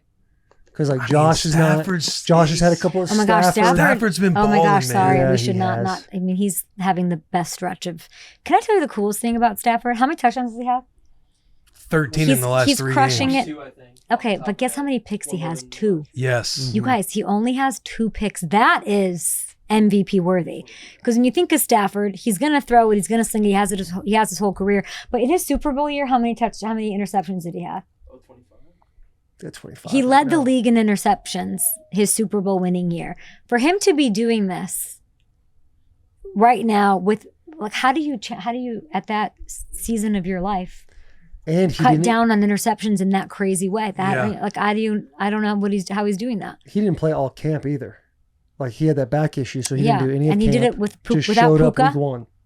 He's doing it like I just think that gosh, it's hard to think that they're not gonna That picture is win the wild. Super Bowl. Yeah, the chemistry he has right now with Devontae Adams too. I love him. Around the goal line is nuts. I'm so happy for both of them. I like when the OGs, Do their thing. yeah, I don't know what's going on. Is Roger? Are we done with the Steelers? Dude, the Steelers, Why? man. They're just so You're like, don't ask us inconsistent. questions, Kay. But don't you feel the Steelers same are way? cut. They're just so inconsistent. Defense shows up one week, then they don't. Aaron Rodgers, he's the slinging the defense was rock. better The Falcons last of the year. Touchdowns, 2 AFC. picks. Yeah. The Falcons of the AFC. Yeah, the most inconsistent team in. I want it for him. Like it's better for all of us. I think honestly, if he's there at the end. Like when the Ravens Like, so were what's 1 gonna and happen? 5. So are they gonna like? My thing is like I don't want to see them get into the playoffs and just get crushed. Like that's the Steelers, right? That's like their story, yeah. lately, and then like you want it to be, but like with him, do we feel like you have a chance? Like do we feel like I don't know. You always feel like you got to shout Aaron know. Rodgers. What's just nuts is the Ravens are 1 and 5 coming out of the bye week. They're and they gonna- were they're like going- the favorites it's- in the books as like they're gonna win the North. Can you guys show me the Ravens schedule the rest of the way? The guys, they're going to go to the Super Bowl. You can't convince me otherwise right now. So look at the schedule. I believe it's the Jets, Browns, the Bengals twice, the Ravens. Or sorry, who did they have? We were on Get Up last week and we're You saying guys. that the last game Browns, of the Jets, Bengals. Bengals twice. Yeah. Derrick Henry is going to go crazy on the Bengals twice. This is the the best Bengals. schedule in the NFL. They're going to have momentum. And of course the Pats, that's a fun one. But I'm saying they've just got the best schedule. Last game of the year. Ravens Steelers, January 4th. Both 9-7. Ravens. Dude, I think December 7th, it's going to get figured out. Yeah, they still have. So they've got, this is a beautiful little thing that the Ravens have. I'd say they're going to be your second half, like, let's go to the moon here. I do. Yeah. Yeah. What a fun year. I like Colts Patriots, AFC Championship. That'd be Colts fun, right? Patriots. Wouldn't that be awesome? Brady Manning. Classic. Bring it back. Bud Light question. Which one are we doing? Well, The OG. The OG, yeah. Kay, you know how people would do anything for an ice cold Bud Light. Anything. What would Kay Adams do anything Oh my gosh. for? Can't say family. Wait, what? Can't say family. What are you guys talking about? What's something that you would do anything for? What is something? Mm-hmm. That you would Or do. who? What is something? So I'm so Brock Bowers Maybe comes on it's the a show. person. You do anything for that person. Yeah. Oh, for Brock Bowers to come on the show. Brock Bowers said, "I'll do anything for a steak, a nice steak dinner." Steve Ranella comes on the show. He says, "I would do anything to make this one documentary that no one's going to care about but me." What was another one? Dale said nothing. Yeah, Dale Earnhardt is like, Oh my "I've gosh, done I everything." don't have. Let me think. I would do anything for. So earlier in your career, you're like, I'd do anything to get on TV. You're now on TV. Is there a new ambition? No. Love. Would you do anything for love to settle down? Yeah. No. That's a good answer. Peace. For peace. No. I don't know, guys. I have to think of this now. I don't know. This was. I'm sure Kat told me this was coming, and I forgot. So you did, didn't you? No.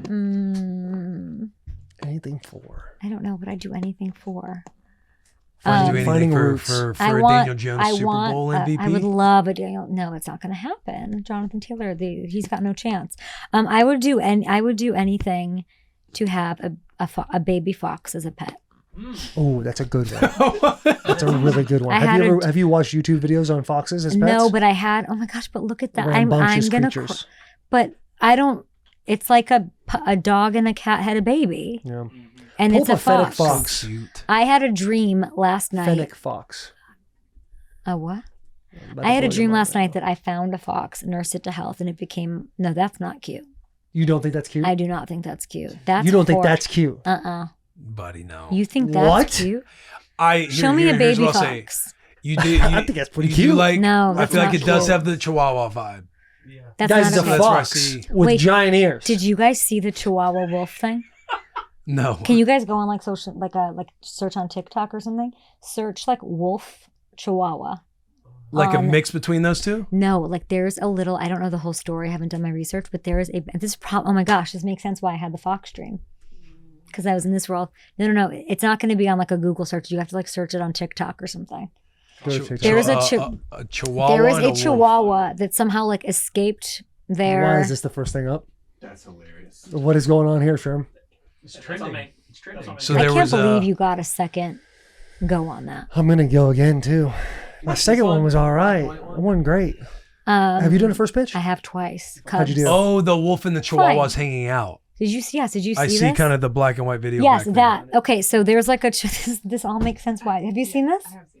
There's a wolf. Explain it. There's like a wolf pack, and there's a Chihuahua that has like left the coop, like left their domesticated home, and this Chihuahua is like the OG gangster kingpin of a pack of freaking actual wolves. Hell yeah. And he's crushed it. We have to see this. He's howling in it. Chihuahuas are so These back. things are so, but the Chihuahuas are Chihuahua, back the with a video Chihuahua like that. thinks that it's a wolf, and the wolves think it's a wolf.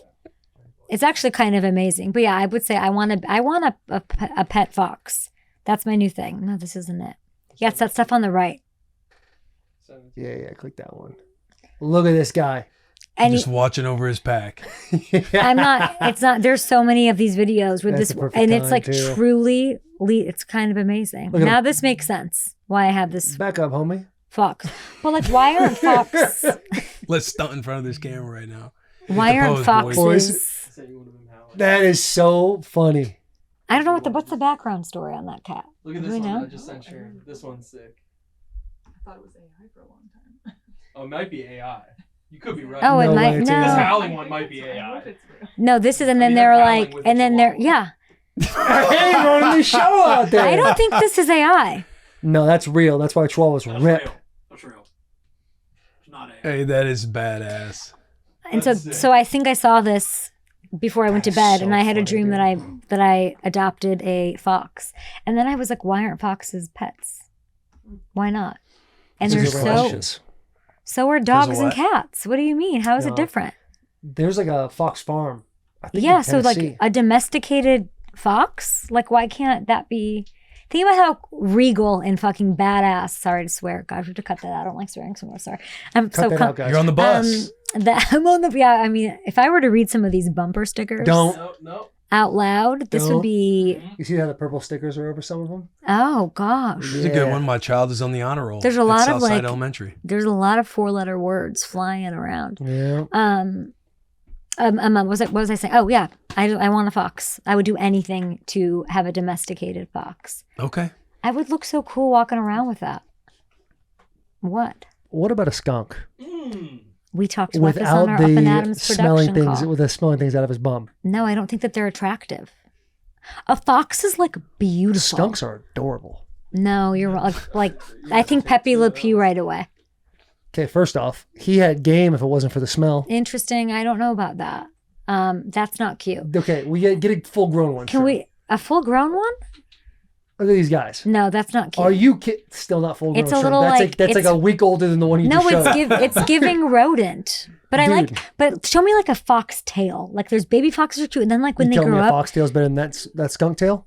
yeah, And the noises they make too? they're cooler than dogs and cats. Foxes. I don't know why we aren't hanging out with them more. That's Is what that I your don't favorite get. animal is a fox? No, but I really don't even think I've really seen a fox until we were Googling them this morning. Have you ever heard a fox yell? We looked at it. Cat was yeah, but look at that. Look at those. That is cool. Look at that tail. You need to find the same tail in a husky, and I'm telling you right now, high maintenance dogs. I'm not saying it's not, but it's not any more high. I don't know. I think I'm into it. I think everyone's. Look, this is her question. This is her truth. Yeah, this is my Bud Light. She'd do anything for a That's fox. a I don't cool know why I'm dog, trying too. to fight you right now. Go ahead. You can have whatever you want. I would do anything to have a fox as a pet. If you could domesticate one animal, what would it be, Will? Either a tiger or a lion. You wouldn't freak that. I would. I couldn't. The I'd question freak though out. is if this is a domesticated animal. But the worst thing a fox could do, you still are like, you're just gonna chew at my furniture, bite me. It's like a dog. No, Yeah. you can do nothing worse to me than a dog can do. Right. Whereas that, we're in a different. Yeah. We're in a like an different. ocelot or something like that. But again, if it's world. fully domesticated, like, hey, you want to go see my lion in the backyard? And he's just chilling. Yeah, he's a declawed. homie. Yeah, it must be nice to have space like that, guys. Have you ever and like seen- be able to. Yeah. Yeah. Life is good for both. Yeah, There's Will right there. That would be sick. Look how beautiful that tiger is. gorgeous. But Unreal. And I'm surprised you didn't say wolf. You need to look up. A wolf would be sick, but I just feel like a massive a wolf cat. would be crazy. Yeah, a wolf would be all time. But again, look how beautiful those tigers are. And then when you get time, Cat, do this for Kay. Kevin Richardson lions. Watch some Kevin Richardson lion videos on What YouTube. is that? He's just a Like lion that whisperer, is like that's wild cool. lions. That guy to have like a wolf would be so crazy. So sick. Or like a cloned puppy, like Tom. Ooh. There's What's a- your take on that?